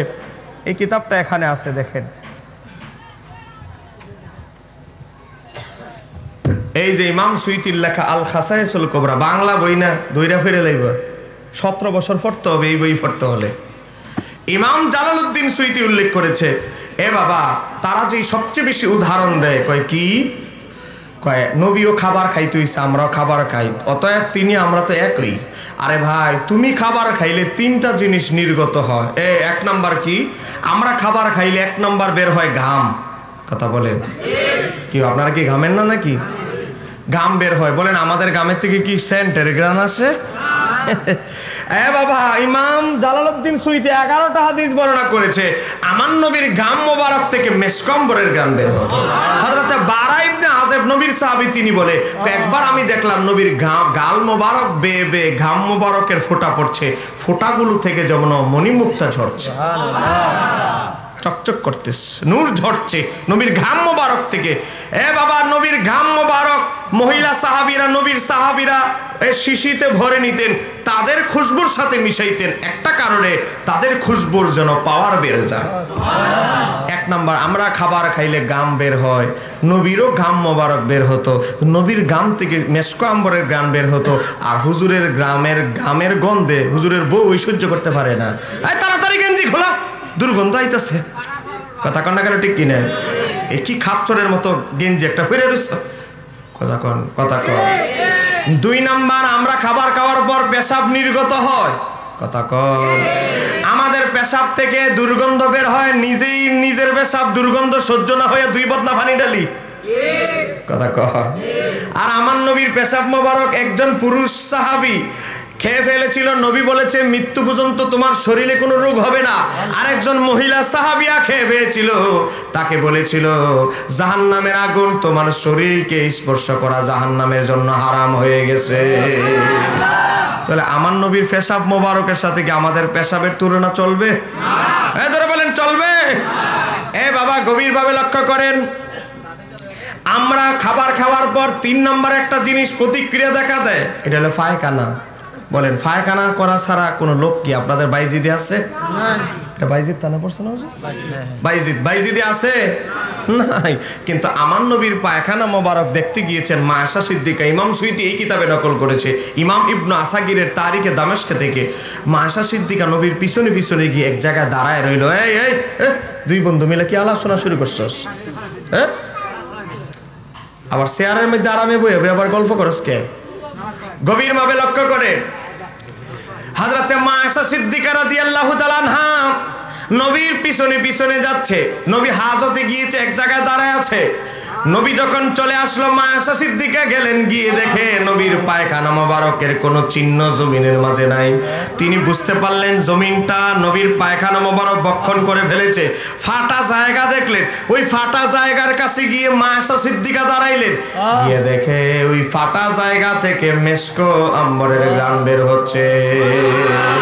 তার মানে কি আমার নবী যা খাবার গ্রহণ করতেন নূর হয়ে, ফয়েজ বরকত হয়ে, নূর হয়ে বের হতো, পবিত্র হয়ে বের হতো। আর তুমি খাবার খাইলে মোল্লা অপবিত্র হয়ে বের হয়। কথা বলেন না কেন? ঠিক কি? তো নবীর সাথে কি আমাদের কোনোভাবে তুলনা চলবে? আল্লাহ এদেরকে সঠিক বুঝদান করুক। আরেকটু আসতে বলেন, বলেন আমরা কি কাউকে গালাগালি করতেছি? এবার আসুন গভীরভাবে লক্ষ্য করেন, সাহাবায়ে কেরামদের 1 নম্বর আদর্শ হলো নবীর মুহাব্বত সবার আগে। কথা বলে মুতার যুদ্ধ। বলেন যুদ্ধের নাম কি? ওই হুজুর আছে পাশে বসে, আমি ভুয়া কথা বললে। সারা জীবন আমার নবীর জীবনে জাহেরি হায়াতে যত যুদ্ধ হয়েছে, কোন যুদ্ধে একজনের বেশি সেনাপতি নিয়োজিত করে নাই, কিন্তু মুতার যুদ্ধে নিয়োজিত করেছে 4 জন। বলেন কয়জন? বলেন কয়জন? বাবা যায়েদ ইবনে হারেসা, আব্দুল্লাহ ইবনে রাওয়াহা, জাফর ইবনে আবি তালিব। আমার নবী বলেছে তোমরা 3 জন শহীদ হয়ে গেলে সেনাপতির দায়িত্ব পালন করবে হযরতে খালিদ ইবনে ওয়ালিদ। 3 জন, প্রথম 3 জন বুঝে ফেলেছে নবী জীবনের জাহেরি হায়াতে একটা যুদ্ধেও একজনের বেশি সেনা প্রধান নিয়োজিত করে না। মুতার যুদ্ধে যেহেতু 4 জন সেনাপতি নিয়োজিত করেছে, অতএব আমরা 3 জন আর ফেরত আসবো না। আমার বাবার ভাইয়েরা, বুখারী শরীফ থেকে বলছি, হযরতে আবু হুরায়রা থেকে বর্ণিত, 3 জন সাহাবী বুঝে ফেলেছেন যে আমরা আর যুদ্ধের ময়দান থেকে বাড়িতে ফিরে আসবো না। বিবি বাল বাচ্চার কাছে বিদায় নিয়ে গেল, বিবি রে ও আমার সন্তানেরা বিদায় দিয়ে দাও, তোমাদের সাথে দেখা হবে হাসরের ময়দানে। সাহাবীরা নির্ঘাত জেনেছেন যে শহীদ হবেন, তারপর আমার নবীর জন্য নিজের জীবন বিলিয়ে দিতে 1 সেকেন্ডও চিন্তা করে নাই। তারাই হচ্ছে সাহাবায়ে কেরাম। কথা বলেন না কেন? কথা বলেন না কেন? ঠিক কি না? আর আপনারা আমারা যদি মামলার ভয় দেখায়, কোন হক কথা এখন কয়দিন পরে বলবো, আপাতত পরিবেশ ভালো হোক। কথা বলেন না কেন? ঠিক কি না? আমাদেরকে মোবাইলে গালাগালি করে হুমকি দেয়, বলে এই ভণ্ড বেদাতি আলোচনা বন্ধ করো। আমি বলি যতদিন সৃষ্টিকর্তার ডায়েরি খাতায় আমার হায়াত রেখেছে ততদিনই বাঁচবো, কিন্তু হক কথা বলে যাব, বাঁচলে বাঘের মতো সিংহর মতো বাঁচবো। কথা কটা কথা কথা ঠিক না? এবার আসেন আপনাদেরকে চুম্বুক 15 মিনিটে কিছু দলিল দেখায় আমার আলোচনা শেষ করছি। রাত্র হয়ে যাচ্ছে, আপনারা কষ্ট পাবেন। এবার আসেন আমরা ওই যে হাদিস তিরমিজি শরীফের 2641 নম্বর হাদিস থেকে একটা মেসেজ পাইলাম। প্রথম মেসেজ কি? আমার নবী বলেছে বনি ইসরাইল 72 দলে বিভক্ত হবে, উম্মতে মুহাম্মাদি 73 দলে বিভক্ত হবে। 72 দলের বাড়িঘর এক জায়গায়, কোথায়? জাহান্নাম। আর জান্নাতি দলের বাড়িঘর এক জায়গায়, সেটা হচ্ছে জান্নাত। তাহলে দল 73টা হলেও বাড়িঘর বাসস্থান হবে কয় জায়গায়? বলেন বাসস্থান হবে কয় জায়গায়? কারণ 72 দলের বাড়িঘর এক জায়গায় আর জান্নাতি দলের বাড়িঘর এক জায়গায়। সাইনবোর্ডে 73টা দল হলেও হাকিকতে কিন্তু গন্তব্য 2 জায়গায়। 72 দলের ট্রেনের বগি যাবে একদিকে জাহান্নামে, আর জান্নাতি দলের ট্রেনের বগি যদি 2000 হয়, গন্তব্য একটা, সেটা হচ্ছে জান্নাত। এতটুকু কি আপনারা বুঝতে পারছেন? এবার আসি এইটুকু ব্যাখ্যায় আমরা আসি। এই ঘটনাকে, এই হাদিসকে কেন্দ্র করে কোরআনে একটা নির্দেশনা আছে। কোরআনুল কারীমে একটা সূরা আছে, সূরাটার নাম হচ্ছে সূরা আল ইমরান। নাম শুনছেন? কথা কন না কেন? 3 নম্বর সূরা। সূরা বাকারা, সূরা ফাতিহা 1 নম্বর সূরা, সূরা বাকারা 2 নম্বর, সূরা আল ইমরান 3 নম্বর সূরা। কোরআনুল কারীমের 3 নম্বর সূরা, সূরা আল ইমরানের 106 নম্বর আয়াতে আমার আল্লাহ বলছে, কি বলছে? এই যে উম্মতে মুহাম্মাদি যে 73 দল হবে দুনিয়াতে, আখেরাতে আমার আল্লাহ 2 দলে ভাগ করবে, জাহান্নামী সব এক কাতার, জান্নাতি সব এক কাতার। এটা বুঝাইতে কি আমার আল্লাহ কোরআনুল কারীমে একটা আয়াত নাজিল করেছেন, সূরা আল ইমরান আয়াত নাম্বার 106। আমার আল্লাহ বলছে, ইয়াউমা তাবিয়াদ্দু উজুহুর, হাশরের ময়দানে উম্মতে মুহাম্মাদির এক দলের চেহারা হবে শুভ্র শুভ্র নূরানি, যাদের চেহারা থেকে নূর চমকাতে থাকবে। এরপরে আমার আল্লাহ বলছে, ওয়াতাসওয়াদ্দু উজুহুর, আরেক দলের কোয়ালিটি হবে আমাবস্যার রাতের চাইতে চেহারাটা কুৎসিত হবে, কালো হবে। তাহলে পাইলাম কয় কালার? বলে কয় ধরনের পাইলাম? 2 ধরনের। আমার আল্লাহ বলছে, কিয়ামতের ময়দানে এক দলের চেহারা থেকে নূর চমকাবে, আরেক দলের চেহারা হবে কুৎসিত কালো। তাহলে যেই দলের চেহারা থেকে নূর চমকাবে ওই দল কোনটা, আর যেই দলের চেহারা কুৎসিত হবে সেই দল কোনটা কিয়ামতের ময়দানে হবে? জানার দরকার আছে না না? এই পিছনের ভাইরা বলেন, জানার দরকার আছে না নাই? আমি আর 15 মিনিট কষ্ট দিব আপনাদেরকে। দেখেন, আপনাদেরকে একটা কিতাব দেখাচ্ছি।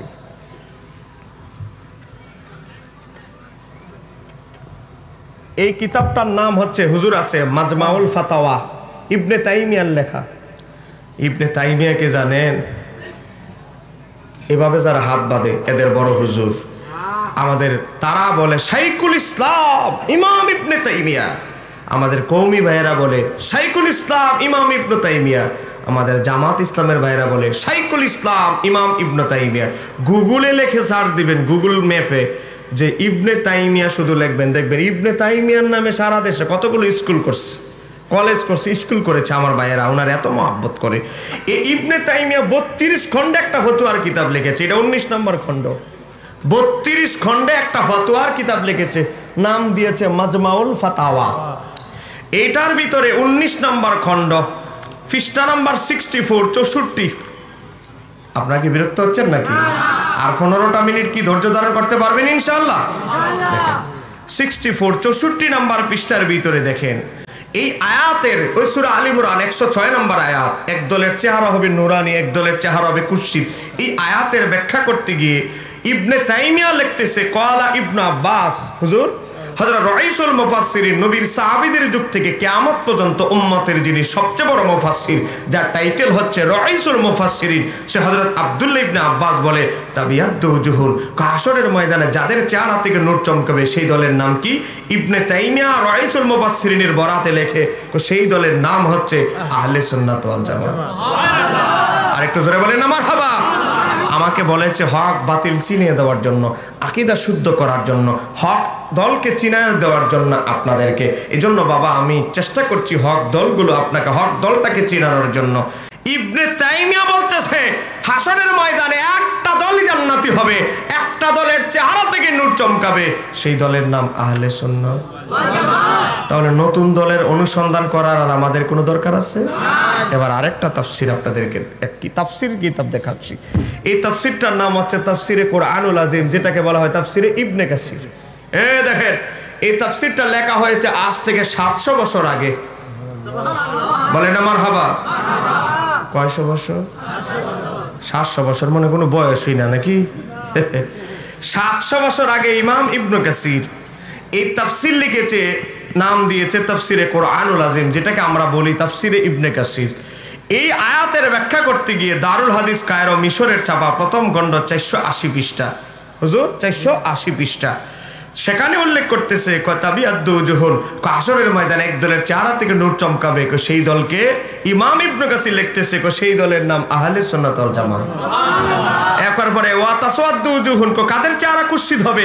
আহলিল বিদআত তাইফাতি ওয়াল ফিরকাতি, যত 72 ফিরকা আছে তাদের চেহারার মধ্যে আল্লাহ এমন সিল মেরে দিবে, কুৎসিত বানায় দিবে।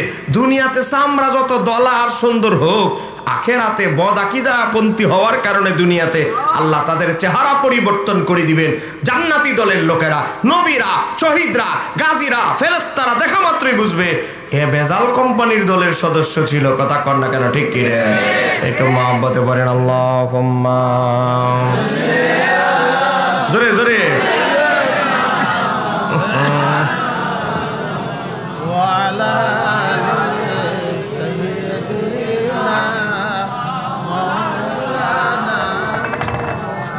দুলদুল গোরা কেন্দে বলে আমার কোন দোষ নাই, ইমাম হোসেন শহীদ হইল কারবালাতে পানি নাই। আল্লাহুম্মা, মাশাআল্লাহ, জোরে হবে।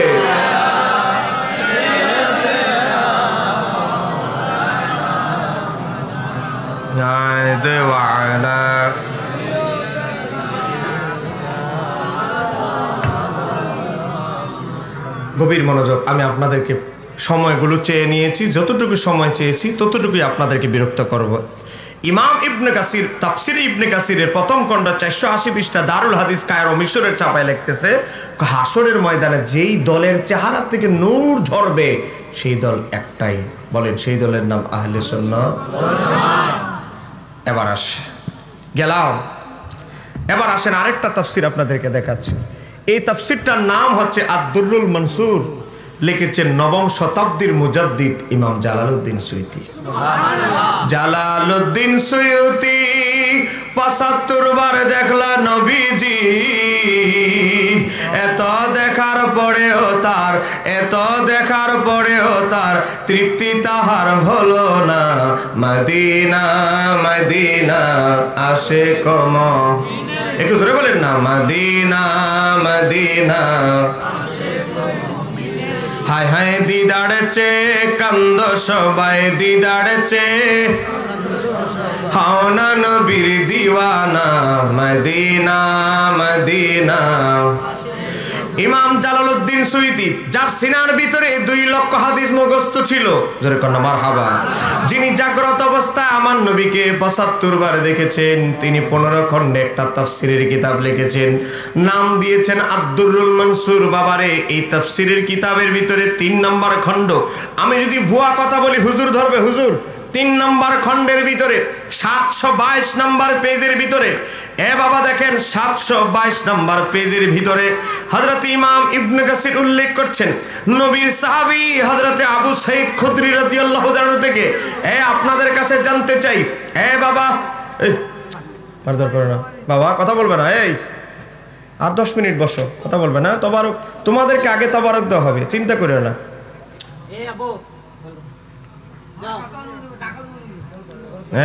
বাচ্চারা 10 মিনিট বসো, কোনো কথা বলা যাবে না। যে কথা বলবা তার কাছে তবারক কিন্তু যাইতো না, তবারক কিন্তু বন্ধ। গভীরভাবে লক্ষ্য করেন, কোরআন নাজিল হয়েছে আমার নবীর উপরে। বলেন, আমার নবীর চাইতে কি কোরআন কারো পক্ষে বেশি বোঝা সম্ভব? বলেন না কেন, সম্ভব? দেখেন, হযরত ইমাম সুয়ুতি আবু সাঈদ খুদরি থেকে বর্ণনা করছেন, তিনি বলেন আন্না রাসূলুল্লাহ সাল্লাল্লাহু আলাইহি সাল্লাম, নিশ্চয় রাসূল সাল্লাল্লাহু আলাইহি সাল্লাম করা তেলাওয়াত করলেন ওই আয়াত ইয়াউমা তাবিয়াদ্দু উজুহুন ওয়া তাসওয়াদ্দু উজুহুন। এই আয়াত নবী নিজে তেলাওয়াত করলেন, যার উপরে কোরআন নাজিল হয়েছে তিনি স্বয়ং আয়াত তেলাওয়াত করলেন। কলা, আমার নবী আয়াত তেলাওয়াত করে বলে, যেই দলের চেহারা থেকে হাসরের ময়দানে নূর চমকাবে সেই দলের নাম আহলে সুন্নাত ওয়াল জামাত। এখন আমার নবী যদি বলে কিয়ামতে জান্নাতি দল আহলে সুন্নাত ওয়াল জামাত, তাহলে কোন নতুন হুজুরের কাছ থেকে কোনটা জান্নাতি দল আমদানি রপ্তানি করার আমাদের দরকার আছে? খোঁজার দরকার আছে? এবার দেখেন আরেকটা হাদিস, হযরত ইমাম খতিব বাগদাদি ইমাম দায়লামি হযরত আব্দুল্লাহ ইবনে ওমর থেকে বর্ণনা করছে। আমি ভুয়া দলিল দিলে আপনাদের খতিব হুজুর ধরবে। তিনি আনিন নবী সাল্লাল্লাহু আলাইহি সাল্লাম, তিনি আমার নবী থেকে বর্ণনা করছে ফি কাউলিহি তাআলা, আল্লাহ সুবহানাহু ওয়া তাআলার এই আয়াতের ব্যাখ্যায় আমার নবী বলে, হাসরের ময়দানে যেই দলের চেহারা থেকে নূর চমকাবে সেই দলের নাম আহলুস সুন্নাহ ওয়াল জামাত। জোরে কন্না মারহাবা। তাহলে আর কোনো সন্দেহ আছে? সঠিক দল আহলে সুন্নাত ওয়াল জামাত। আর কোনো সন্দেহ আছে? এবার আসেন, বেজাল দলের পরিচয় আমরা জানতে হবে। বলেন, জানতে হবে কি হবে না? বাবা, আমাদের বিরুদ্ধে 72 দল লেগে আছে। মনে রাখবেন, আমাদের শত্রুর দল কিন্তু সংখ্যা কম না বেশি? এদিক দিয়ে কাদিয়ানি গুতায়, এদিক দিয়ে ওহাবি গুতায়, এদিক দিয়ে আহলে হাদিস গুতায়, এদিক দিয়ে আমাদের ওহাবিরা গুতায়, এদিক দিয়ে শিয়ারা গুতায়। এই কথা কোন আছে না? আমাদের চারপাশে 72 ফেরকা ঘিরে আছে। তারপরেও আমার নবী বলেছেন, ও আদা দিয়েছেন, ইবনে মাজাহ শরীফে এসেছে, সহিহ বুখারীতে হযরত আমির মুআবিয়া রাদিয়াল্লাহু তাআলা থেকে এসেছে। আমার নবী বলে, কিয়ামত পর্যন্ত একটা দল হকের উপর ইস্তেকামাত থাকবে, তাদেরকে ধ্বংস করে দেওয়ার জন্য বহু বাতিল ফেরকা উঠে পড়ে লাগবে। আমার নবী বলে, তাদেরকে ধ্বংস করে দেওয়া যাবে না, তাদেরকে মিটিয়ে দেওয়া যাবে না, আল্লাহর গায়বী সাহায্যের মাধ্যমে সেই দলটা চলবে। ইমাম আহমদ বলে, সেই দলের নাম হচ্ছে আহলে সুন্নাত ওয়াল জামাত।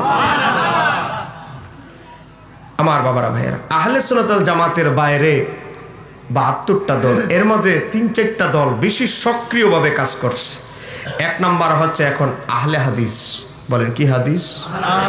তারা মূলত খারিজিদের স্বভাব লালন করে। খারিজিদের একটা দর্শন হলো, তারা ছাড়া আর পৃথিবীতে কেউ মুসলমান না। তাদের নামাজই নামাজ, তাদের বাইরে যারা আছে এদের নামাজ নামাজ নয়, এদের তারাবি নয়, এদের রোজা নয়, এদের জাকাত নয়। এই আহলে হাদিসদের সেই আকীদা। আহলে হাদিসদের নামাজই নামাজ, হানাফিদের নামাজি না, হানাফিদের কালেমাই না। মানে আমরা সব আলাদা ধর্ম, তাদের আলাদা ধর্ম।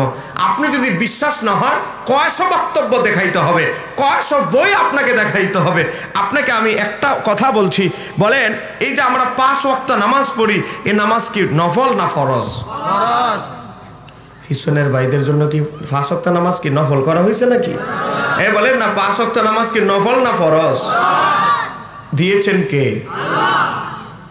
হাসরের ময়দানে সর্বপ্রথম হিসাব নেওয়া হবে সালাত নামাজের।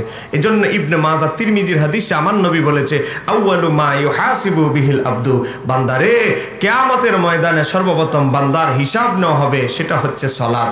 বলতে পারেন, হুজুর, নামাজও ফরজ, রোজাও তো ফরজ, যাকাতও তো যাদের উপযুক্ত তাদের জন্য ফরজ, তো সবার আগে নামাজের কথা কেন জিজ্ঞাসা করবেন? আরে ভাই, এই কারণে জিজ্ঞাসা করবেন, যত ফরজ বিধান আছে এগুলো আমার আল্লাহ জিব্রাইলের মাধ্যমে বিধানগুলো পাঠিয়েছে। একটা মাত্র বিধান নামাজ, যেটা আমার আল্লাহ জিব্রাইলকে ব্যবহার করে নাই, ডাইরেক্ট আমার আল্লাহ তার বন্ধুকে দিয়েছে, সেটাই হচ্ছে নামাজ। কথা কেন ঠিক কি দেয়? এই জন্যই আমার আল্লাহ সবার আগে হাসরের ময়দানে আপনার এই নামাজের হিসাবটা নেবে। একটু বন্ধুরা কষ্ট দিচ্ছি আপনাদেরকে। এবার আসেন, 5 ওয়াক্ত নামাজ আমরা পড়ি।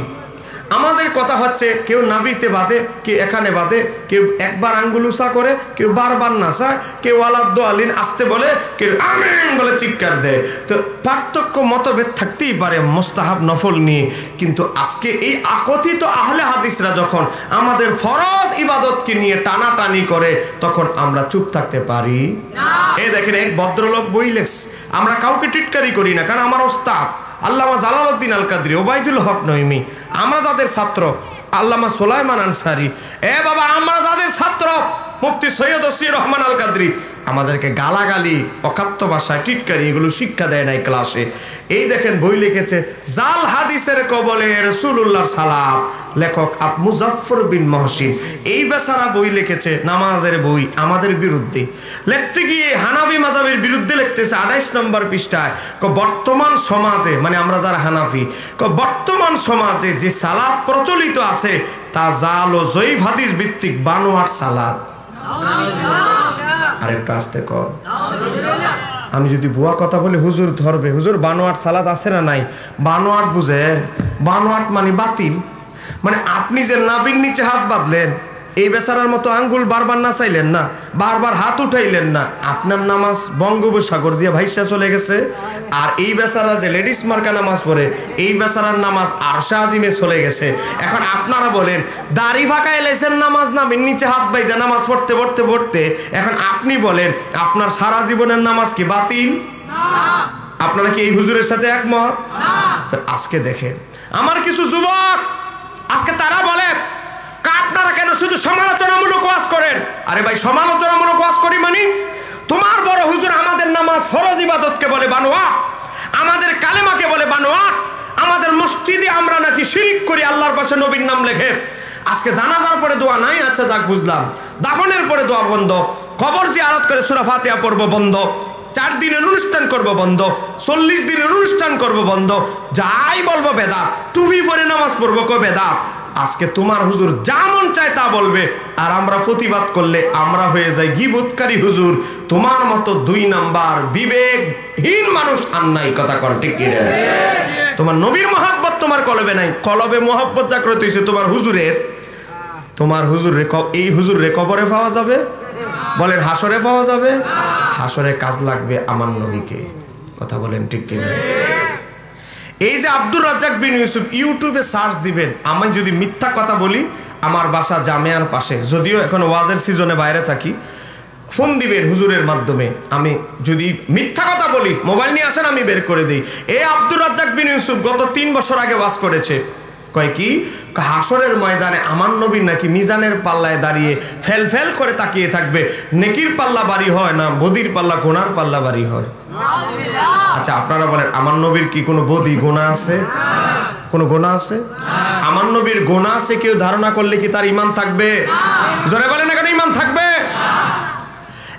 আমার আশিকে রাসূল ভাইরা, মুতাওয়াতির পর্যায়ের হাদিসে এসেছে, 17 জন সাহাবী হাদিসটি বর্ণনা করেছে। ইমাম জালালউদ্দিন সুয়ুতী হাদিসটিকে মুতাওয়াতিরের অন্তর্ভুক্ত করেছে। সেখানে এসেছে আমার নবী বলেছেন, আমার উম্মতের প্রথম দফে 70,000 উম্মত বিনা হিসেবে জান্নাতে যাবে। জোরে বলেন না। আবার এক একজনে শাফাআত করে 70,000 লোককে জান্নাতে নিয়ে যাবে। আপনাদের কাছে জানতে চাই, যেখানে আমার নবীর উম্মত, এমন স্পেশাল উম্মত আছে যারা বিচারের কাঠগড়ায় দাঁড়াতে হবে না। যেখানে উম্মত বিনা হিসেবে জান্নাতে চলে যাবে, সেখানে আমার নবী বিচারের কাঠগড়ায় দাঁড়া করাতে যারা চায়, আমি মনে করি তাদের কলবের ভিতরে ঈমান আছে কিনা সন্দেহ আছে। কথা কেন কারণ ঠিক কিনা? আল্লাহ তাদেরকে হেদায়েত দান করুক। আর একটু আস্তে কর। আমার নবীর হাদিস, আবু দাউদ 4739 নম্বর হাদিস। আমি কিন্তু আগেই বলেছি, যা বলবো সব দলিল সহকারে মিডিয়ায় রেকর্ড হচ্ছে, লাইভেও যাচ্ছে। হযরতে আনাস ইবনে মালিক থেকে বর্ণিত, আমার নবী বলে, শাফাআতি লিআহলিল কাবাইরি মিন উম্মতি। আমার উম্মত হাসরের ময়দানে ঈমানটা যদি ঠিক করে নিয়ে যেতে পারো, আকীদাটা যদি তোমার ঠিক থাকে, আমি নবী তোমার কবিরা গুনার জন্য শাফাআত করে জান্নাতে ঢুকাই দেব। সেটার প্রতি আপনাদের ইয়াকিন আছে না নাই? বলেন সেই ক্ষমতা দিয়েছেন নবীকে কে? বলেন কে? আমি এক হুজুরের প্রশ্ন করেছিলাম, দাওরা হাদিস পড়া 40 বছর ধরে, সময় একেবারে শেষ, আর আমার কাছে 5-6 মিনিট সময় আছে, বসেন। এক হাটাজারির এক হুজুরে আমি জিজ্ঞেস করছি, ট্রেনের সিট পড়ছে আমার সাথে, মাঝে মাঝে আমার ট্রেনে যাইতে হয়, বিমানে যাইতে হয়, গাড়ি দিয়ে ভাড়া করে যাই, বিভিন্ন জায়গায় যখন সুবিধা। তো হুজুরে জিজ্ঞাসা করলাম, হুজুর আমরা যে হাদিসে শাফাতে পড়ি, হাসরের ময়দানে দৌড়ায় আমরা সবার আগে যাব আদম নবীর কাছে। আদম আলাইহিস সালাম কি গিয়ে বলবো, ও বাবা আপনি তো আমাদের আদি পিতা, আপনি আমাদের পক্ষে কিছু বলেন। তো আদম আলাইহিস সালাম কি বলবে, আমি নিজেই নফসি নফসি করতেছি, তোমরা ওই আরেকজনের পথ দেখাই দিবে, বলে নূহ আলাইহিস সালামের কাছে যাও, ওনার কাছে যাও। এখন আমি হুজুরে প্রশ্ন করলাম, হুজুর আদম আলাইহিস সালাম থেকে শুরু করে সব নবী আমার নবীর মর্যাদা সম্পর্কে জানে, তো আদম নবীর আমাদেরকে না ঘুরাইয়া হাসরের ময়দানে ডাইরেক্ট যদি আমার নবীর নামটা বলে দিত, তাহলে তো আর এক নবীর পরে আরেক নবী, এক নবীর স্টেশন সাইডে আরেক নবী, আরেক নবীর সাইডে আরেক নবী, আরেক নবীর সাইডে আরেক নবী, আস্তে আস্তে ঈসা আলাইহিস সালাম পর্যন্ত খালি ঘুরতেই থাকবো হাসরের ময়দানে। এই ঘুরানোটা তো লাগে না। আদম নবী যদি ডাইরেক্ট বলে দিত আমার নবীর কথা, তাহলে হাসরের ময়দানে তো আর আমাদের এত ঘোরা টোরা লাগতো না। তো আদম নবী জানার পরেও কেন বলবেন না, এটার ব্যাখ্যাটা যদি একটু বলতেন। হুজুরে প্রশ্ন করছি আমি, হুজুরে তো বুঝেন না আমার দেহটা হল লাস্ট দেখে মনে করছে আমি মাদ্রাসা ছাত্র। বাবা জবাব দিতে পারে নাই, কিন্তু আদম আলাইহিস সালাম জানেন আমার নবী সর্বপ্রথম শাফাআতকারী। বলেন জানি কি জানে না? অস্বীকার করতেও পারবেন না। দেখেন আমি এখানে একটা কিতাব দেখাচ্ছি আপনাদেরকে। এই কিতাবটার নাম আল খাসাইসুল কুবরা, প্রথম খণ্ড, 70 পৃষ্ঠা। এই 70 পৃষ্ঠা আমি আমার হুজুরকে সাথে রেখে সামনে রেখে বলছি, সেখানে হাদিসে স্পষ্ট এসেছে 70 পৃষ্ঠায় দেখেন, আমার আল্লাহ যখন আদম আলাইহিস সালামের বডি বানায় রূহ দিলেন, জান্নাতে রাখলেন, আদম আলাইহিস সালামের সামনে 2 ধাপে বনি আদম তুলে ধরলেন। এক ধাপে সব বনি আদম, আরেক ধাপে শুধু নবী রাসূলদেরকে পরিচয় করালেন। আমরা শুধু একটা জানি, আরেকটার হাদিস জানি না। আদম আলাইহিস সালাম বলে, হযরত আবু হুরায়রা থেকে বর্ণিত, ফারা নূরান সাতিআন, আমি দেখলাম 1,24,000 নবী রাসূল দেখা শেষ, অতঃপর ফারা নূরান সাতিআন, আমি দেখলাম অতি উজ্জ্বল একটা নূর আমার আল্লাহ আমার সামনে তুলে ধরলেন। আদম আলাইহিস সালাম ফাকালা, তখন বললেন, ইয়া রব্বি, হে আমার রব, মান হাদা, ও আল্লাহ, এই নূর কার, এ কে? আল্লাহ তার পরিচয় দাও। 1,24,000 নবী রাসূল দেখলাম, আমার চোখে কোনো সমস্যা হলো না দেখতে, এই মহান নূর, উজ্জ্বল নূরকে, তাকে তার পরিচয়টা দাও। কয়লা আমার আল্লাহ উত্তর দেয়, হাজা ইবনুকা আহমদ, হে আদম, হাজা আসমাউল ইশারা, ইঙ্গিতবাচক বিশেষ্য, হাজা তোমার সামনে তুমি যাকে দেখতে পাচ্ছ, হাজা শব্দটা নিকটের অর্থে ব্যবহার হয়। বোঝা গেল আমার নবী তখন আদম নবীর সামনে উপস্থিত ছিল। হাজা ইবনুকা আহমদ সাল্লাল্লাহু আলাইহি সাল্লাম, তোমার সামনে যিনি দেখতে পাচ্ছ, যাকে দেখতে পাচ্ছ, তিনি হচ্ছে আমার হাবিব আহমদ মুস্তাফা। ইবনুকা, সে তোমার সন্তান হিসাবে পৃথিবীতে আগমন করবে।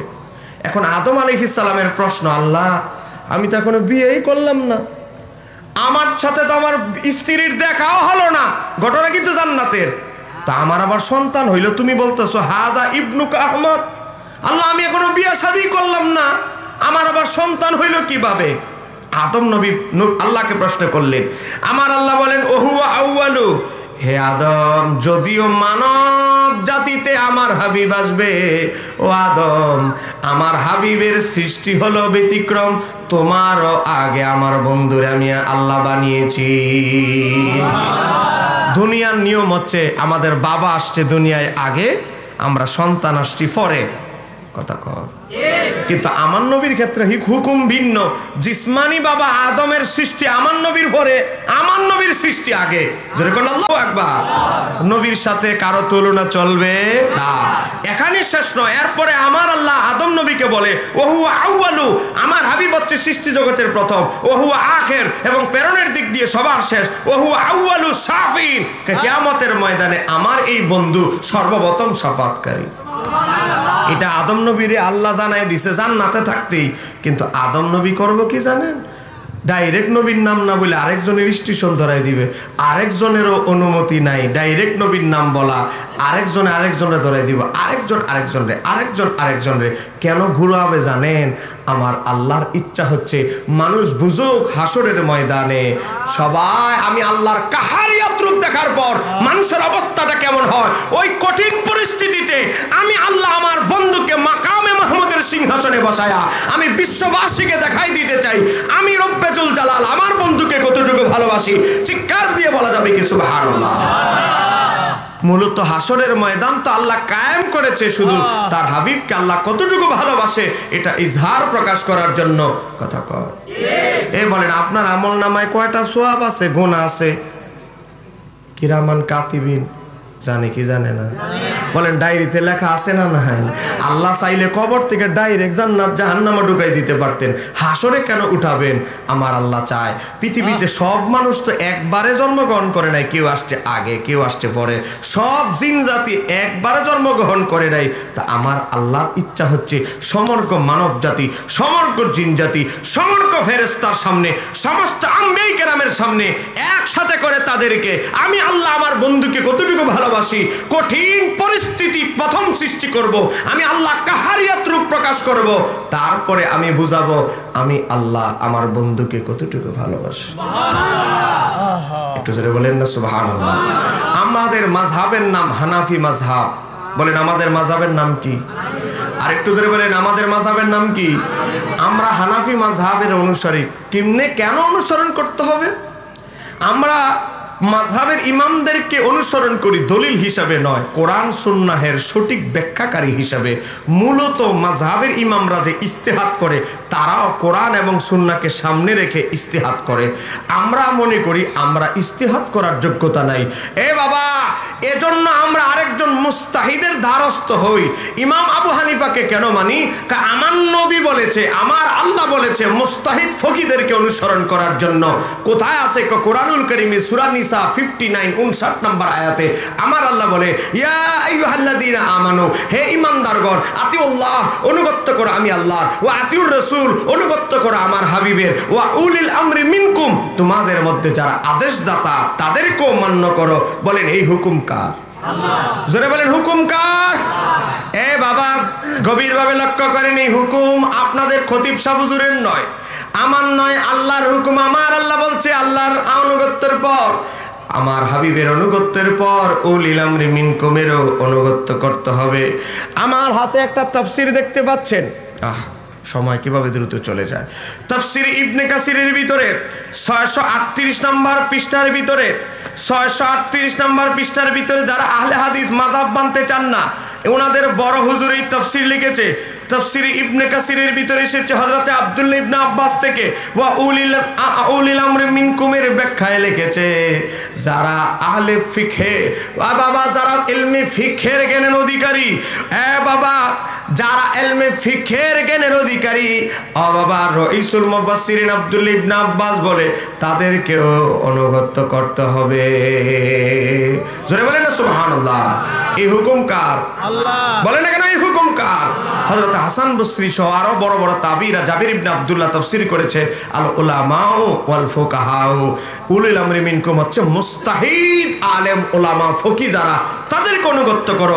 তাদেরকে কেন অনুগত্য করতে হবে? তাদের অনুসরণ কেন করতে হবে? যখন জটিল জটিল মাসালা আসবে, লাখ লাখ হাদিস গবেষণা করে কোরআনের একটা ওয়ার্ডের শত শত অর্থ, ইমাম মালিক বলে একজন মুস্তাহিদ হতে হলে 40টা শর্ত। বলেন কয়টা? 40টা শর্ত। সময় নাই, 48 বেজে গেছে, সময়ের কারণে আমি বলতে পারছি না, তারপরে সংক্ষেপে 2 মিনিটে বলছি। একজন মুস্তাহিদ হতে হলে বাবা আপনি কোনো মাযহাবের অনুসারী হতে হবে না, যদি আপনি মুস্তাহিদ হন। শর্ত আছে। আপনি যদি নিজে নিজে মুস্তাহিদ দাবি করেন তাহলে হবে না। আলেম ওলামারা যোগ্যতা, আপনার যে যোগ্যতা আছে স্বীকৃতি দিতে হবে। তা আপনি মুস্তাহিদ হতে হলে 40টা শর্ত, সময় কম, কয়েকটা শর্ত বলছি। 1 নাম্বার, আপনি মুত্তাকি হতে হবে। মুত্তাকি মানে পয়সা দিলে ফতুয়া একরকম, আর পয়সা না দিলে ফতুয়া আরেক রকম। এরকম বাটফার মৌলবী আছে না? নাই। ওর নিজের দলের মৌলবী কোরআন সুন্নাহ বিরোধী ফতুয়া দিলে চাইপা যায়, ও না নিজের দলের মৌলবী কয়ে এলেছে, এখন তো কিছু বলা যাবে না। এটার নাম তাকওয়া, মুত্তাকি হওয়া, এটার নাম মুত্তাকি না। নাম্বার 1। নাম্বার 2, ইমাম মালিকের মতে একটা আরবি শব্দের 80টা অর্থ জানতে হবে। বলেন না কয়টা? একটা আরবি শব্দের 80টা অর্থ জানতে হবে। এবার আসেন 3 নাম্বার, উলুমুল কোরআন সম্পর্কে জানতে হবে। কোন আয়াত নাসিখ, কোন আয়াত মানসুখ, কোন আয়াত মুহকাম, কোন আয়াত মুতাশাবিহাত। বাবা কোন আয়াত দিয়ে কি সাব্যস্ত হবে, কোন আয়াতের শান নজুল কি, কোন আয়াতটা দিয়ে কোন আয়াতটা মানসুখ হয়েছে, কোরআন সংক্রান্ত সব বিধিবিধান জানতে হবে। হাদিসের ত্রুটি বিচ্যুতি জানতে হবে, মানে উলুমুল হাদিস সম্পর্কে যত জ্ঞান আছে, আসমা ও রিজাল, উলুমুল হাদিসের যত ফান আছে, সেক্টর আছে, সব জানতে হবে। 5 নাম্বার, হাদিসের বিধিবিধান সম্পর্কিত হাদিসের হাফেজ হতে হবে। বাবা হালাল হারাম আহকাম সংক্রান্ত যত আয়াত আছে, যত হাদিস আছে, এগুলো কণ্ঠস্থ থাকতে হবে। তারপর আরবি ভাষার উপরে পাণ্ডিত্য অর্জন করতে হবে। নাহু, সরফ, মান্তিক, বালাগাত, যত আরবি শাস্ত্রের উপরে পাণ্ডিত্যের উপরে জ্ঞান অর্জন করতে হবে। 7 নাম্বার, সাহাবীদের মধ্যকার মতভেদ সম্পর্কে জানতে হবে। আপনি এক সাহাবীর মত দিয়ে আমল করতেছেন, আর 7 সাহাবী বলতেছে উল্টা, তা আপনি একটা নিয়ে দৌড়ে এলে তো হবে না, দেখতে হবে অধিকাংশ সাহাবীরা কি বলেছে। 8 নাম্বার, কিয়াস করতে গেলে, ওই যে মুস্তাহিদ হতে হলে তো কিয়াস করতে হয়। কিয়াস করতে হলে কিয়াসের জন্য উসুলে শাসি নয় রে বাবা, এটা তো মক্তবের ছোট কিতাব 9ম শ্রেণীর। উলুমুল ফিকহের উপরে যত কিতাব আছে, আসবাউল নাজায়ের থেকে শুরু করে উসুলে বাস্তবী থেকে শুরু করে উঁচু পর্যায়ের যত উলুমুল ফিকহের কিতাব আছে সবগুলো পড়তে হবে। কিয়াস করার যেই শর্ত, যেই জ্ঞান অর্জন করতে হবে, সেই শর্তগুলো অর্জন করতে হবে। 9 নাম্বার, স্বাধীনভাবে কোরআন হাদিস থেকে মাসালা বের করার মন মানসিকতা থাকতে হবে। উদ্দেশ্য যদি খারাপ থাকে, তার কুরিপু খায়ের সাথে নফসানিয়াতের উদ্দেশ্যে মাঝে মাঝে মাসালা ডেলিভারি দিয়ে ফেলে, অমনোযোগিতা, দুনিয়ার লোভে ফতুয়া উল্টা পাল্টা দেয়, এই ধরনের লোক মুস্তাহিদ হতে পারবে না। 10 নাম্বার খালিসুন নিয়ত, ইখলাসের সাথে ঘনিষ্ঠতার সাথে গবেষণা করতে হবে, দল প্রীতি স্বজন প্রীতি থাকতে পারবে না। 11 নাম্বার শর্ত, ইমাম আহমদের মতো 4 লক্ষ হাদিস তার মুখস্থ থাকতে হবে। বলেন কয় লাখ হাদিস? আপনি যদি 4 লাখ হাদিস মুখস্থ জানেন, আপনি আর কোনো মাযহাবের ইমামরে মানতে হবে না, আপনি নিজেই বড় মাযহাবের ইমাম সাজতে পারবেন। তবে কয় লাখ হাদিস জানতে হবে? আপনাদের বাট এই বাইজি দেখি 4 লাখ হাদিস জানে এমন মৌলবী আছে? হাতে ওষুধ বিক্রি করে, হকার, কাপড় সিলাই টেইলারির দোকানে নিজের দাবি করে আহলে হাদিস। আবার কিসের ইমাম আবু হানিফা? হ্যাঁ, তো বড় ইমাম আবু হানিফা হয়ে গেছে। আজকে এই বেয়াদব এরা আল্লাহর ওলিদের সাথে বেয়াদবি করে, এই কথিত লামাযাবি যুবকরা, তারা কি বলে, ইমাম আবু হানিফা নাকি মাত্র 30টা হাদিস জানতো। আর একটু জোরে কর। আজকে আমাদের নুরানি বাচ্চারা হাদিস ছেলেরাও 80টা 100টা হাদিস মুখস্থ বলতে পারে, আর ইমাম আবু হানিফার সাথে বেয়াদবি করতে করতে তারা কোন পর্যায়ে করে। আজকে এই আহলে হাদিসদের সাথে আমাদের আহলে সুন্নাত ওয়াল জামাতের কোনো সম্পর্ক কেন? কে আহলে হাদিসেরা আমার নবীর হায়াতুন নবী অস্বীকার করে। এই আহলে হাদিসেরা আমার নবীকে হায়াতুন নবী বিশ্বাস করে না। বলেন আমার নবীকে মরা নবী না হায়াতুন নবী? বলেন রওজা মুবারকে কি জীবিত না মৃত? জীবিত। তারা বলে আমার নবী ইলমে গায়েব জানে না। আল্লাহ আমাদের মতো আকার আকৃতি সাব্যস্ত করে, আল্লাহ কুরসির মধ্যে সমাসীন। তো কুরসির মধ্যে যদি আল্লাহ বসে, এই যে বাবা আমি যে চেয়ারের মধ্যে বসলাম, চেয়ারটা কি আমার চেয়ে বড় না ছোট? বড়। কি আপনারা কি ঘুমায় গেছেন গা? এ বলে এই যে আমি চেয়ারের মাঝে বসলাম, চেয়ারটা কি আমার চেয়ে বড় না ছোট? বড় না ছোট? ছোট হইলে কি আমি বসতে পারতাম? তাহলে আল্লাহ যদি কুরসির মধ্যে বসে, তাহলে তো অবশ্যই কুরসিটা আল্লাহর চেয়ে বড়, না হলে আল্লাহকে ধারণ করবে কিভাবে? এখন আপনারা বলেন কুল মাখলুকাত কি আল্লাহকে ধারণ করতে পারে? কোন সৃষ্টি স্রষ্টাকে ধারণ করতে সক্ষম নয়। আকীদাতুত তাহাবী নয়, সমস্ত আকীদার কিতাবে এসেছে। কারণ আমার আল্লাহ হচ্ছে ইন্নাহু বিকুল্লি শাইইন মুহিত, আমার আল্লাহ গোটা কুল মাখলুকাতকে বেষ্টন করে আছে। কথা বলে না কেন? ঠিক কি না? এই যে আকীদার কথাগুলো বললাম, সবগুলো আকীদার কথা এই বইয়ের ভিতরে আছে। আহলে সুন্নাত ওয়াল জামাত কারা? আজকে এই যে বেজাল লোকরাও নিজেদেরকে হক দাবি করে, এরাও কয় আমরা আহলে সুন্নাত, আমরাও হক, কিন্তু নবীর ইলমে গায়েব অস্বীকার করে, নবীর হায়াতুন নবী অস্বীকার করে, মিলাদ কিয়াম অস্বীকার করে, আজানের আগে সালাতু সালাম অস্বীকার করে, জানাজার পরে দোয়া অস্বীকার করে, দাফনের পরে দোয়া অস্বীকার করে, নবীকে দূর থেকে ইয়া রাসূলুল্লাহ বলা অস্বীকার করে, হ্যাঁ নবীকে আজানের আগে পূর্বে সালাতু সালামকে অস্বীকার করে। এরাও আবার কয় আহলে সুন্নাত ওয়াল জামাত। কেন আমরা 4 দিনের অনুষ্ঠান করি? কেন নবীকে ইয়া নবী সালাম আলাইকা বলে ডাকি? কেন আমরা ঈদে মিলাদুন্নবী পালন করি? সবগুলো দলিল এই বইয়ের ভিতরে আছে। বইয়ের নাম আহলে সুন্নাত ওয়াল জামাত কারা? আপনি যে আহলে সুন্নাত ওয়াল জামাত, কোন দলিলের ভিত্তিতে? আমাদের আকীদাগুলো কি? আমি সুন্নি, আপনি সুন্নি, আমি জানি না। এটা আমাদের জন্য চরম ব্যর্থতা। আমি বলবো 150 টাকা খরচ করে এই বইটা আপনি ঘরে রাখেন, যে কোনো বাতিলের মোকাবেলা আপনি করতে পারবেন। এই বইটা 150 টাকা দাম। আর একটা বই আছে, এটা মহিলাদের জন্য। মহিলাদেরকে অনেক সময় কাপড় কিনে দেন, স্বর্ণ কিনে দেন, গহনা কিনে দেন, কত কিছু কিনে দেন। মহিলাদের জন্য এই একটা বই কিনে দেন। ইসলামে নারীর মর্যাদা, পর্দার বিধান, একটা নারীর প্রতি স্বামীর কি অধিকার, স্বামীর প্রতি স্ত্রীর কি অধিকার। এ বাবা, এ যুবক, বিয়ে করতে যাইবে, এই যে দেখো 205 পৃষ্ঠা থেকে পড়বা। আপনি বিয়ে করবেন, নারীর একটা মহিলার মেয়ের কোন কোন পাত্রীর গুণ দেখে বিয়ে করতে হবে, 5টা গুণ। আর আমরা গুণ দেখি কি, চামড়াটা দলানি, সাদানি, আর শ্বশুরের পয়সা আসেনি, আর কোনো গুণ দরকার নাই। কথা বলেন না কেন? বিয়াইন চলে গেছে, গিয়ে দেখারি বাবারে পয়সা তো আছে, বিয়াইর বালা, মেয়েরও চামড়া দলা, আর কোনো পছন্দের দরকার নাই। তো এখন মাইন্ড করবে, আবার কয় সূরা কেরাত না জিগাইলে তো আবার মাইন্ড করবে, কবে লোভে ভরে গেছি। আম্মু একটা সূরা বলো তো। জানি তুমি অনেক সূরা জানো, সূরা কিন্তু জানে না কিছুই, বুঝেন না? ওই টাকা দেখে পাগল হয়ে গেছে, আর চামড়া দলা দেখে। আহা, পাত্রী সূরা একটা বাংলা বই থেকে মুখস্থ করছে, কুল আল্লাহু আহাদ, এই কথা করে। এরকম অনেক পাত্রী দেখতে গেলে আছে না নাই? আরে বাংলা বই থেকে মুখস্থ করছে তো, বুঝেন না? এ বাবা, পাগল হয়ে গেছে। শুদ্ধ সূরা তো, শুদ্ধ তো দূরের কথা, সূরা হয়ই নাই। বিআইন পছন্দ করে বলছে, মাশাআল্লাহ মাশাআল্লাহ, তুমি অনার্স মাস্টার্স পড়াও, এত এত সূরা কেরাত তুমি জানো? সূরা কেরাত কিন্তু কিছুই জানে না, ওই নজর চলে গেছে টাকার দিকে। আজকে এজন্য 6 মাস পরে 10 লাখ 12 লাখ 20 লাখ টাকা কাবিন হওয়ার পর 6 মাস পরে কোর্টে দেখা হয়, কথা কয় ডিভোর্স। এদিক দিয়ে বিয়ে হয়েছে, হোয়াটসঅ্যাপে মেসেজ পাঠিয়ে দিচ্ছে তোমার সাথে দেখা হবে কোর্টে, কোর্টে ডিভোর্স লেটার আইন নোটিশ পাঠিয়ে দিচ্ছে, উকিল নোটিশ। এ বাবা, আজকে এখানে অনেক মুরব্বী এখানে আছে যাদের দাড়ি পেকে গেছে, আমাদের বাপ চাচারা অনেকে বিয়ে করেছে যারা কি করে নাই, কাবিনও করে নাই, কিন্তু তাদের সম্পর্কগুলো ছিল মধুর, কথা বলেন। এজন্য এই বইটা আপনার স্ত্রীকে দেন, এই 260 পৃষ্ঠা থেকে পড়তে বলবেন। একজন উত্তম বিবি হতে হলে একজন মহিলার কয়টা গুণ অর্জন করতে হবে দেখেন, আপনার স্ত্রীকে এই বইটা দেন। আজকে মহিলারা বেপরোয়া হয়ে গেছে, স্বামী বলে ডান দিক, স্ত্রী যায় বাম দিক।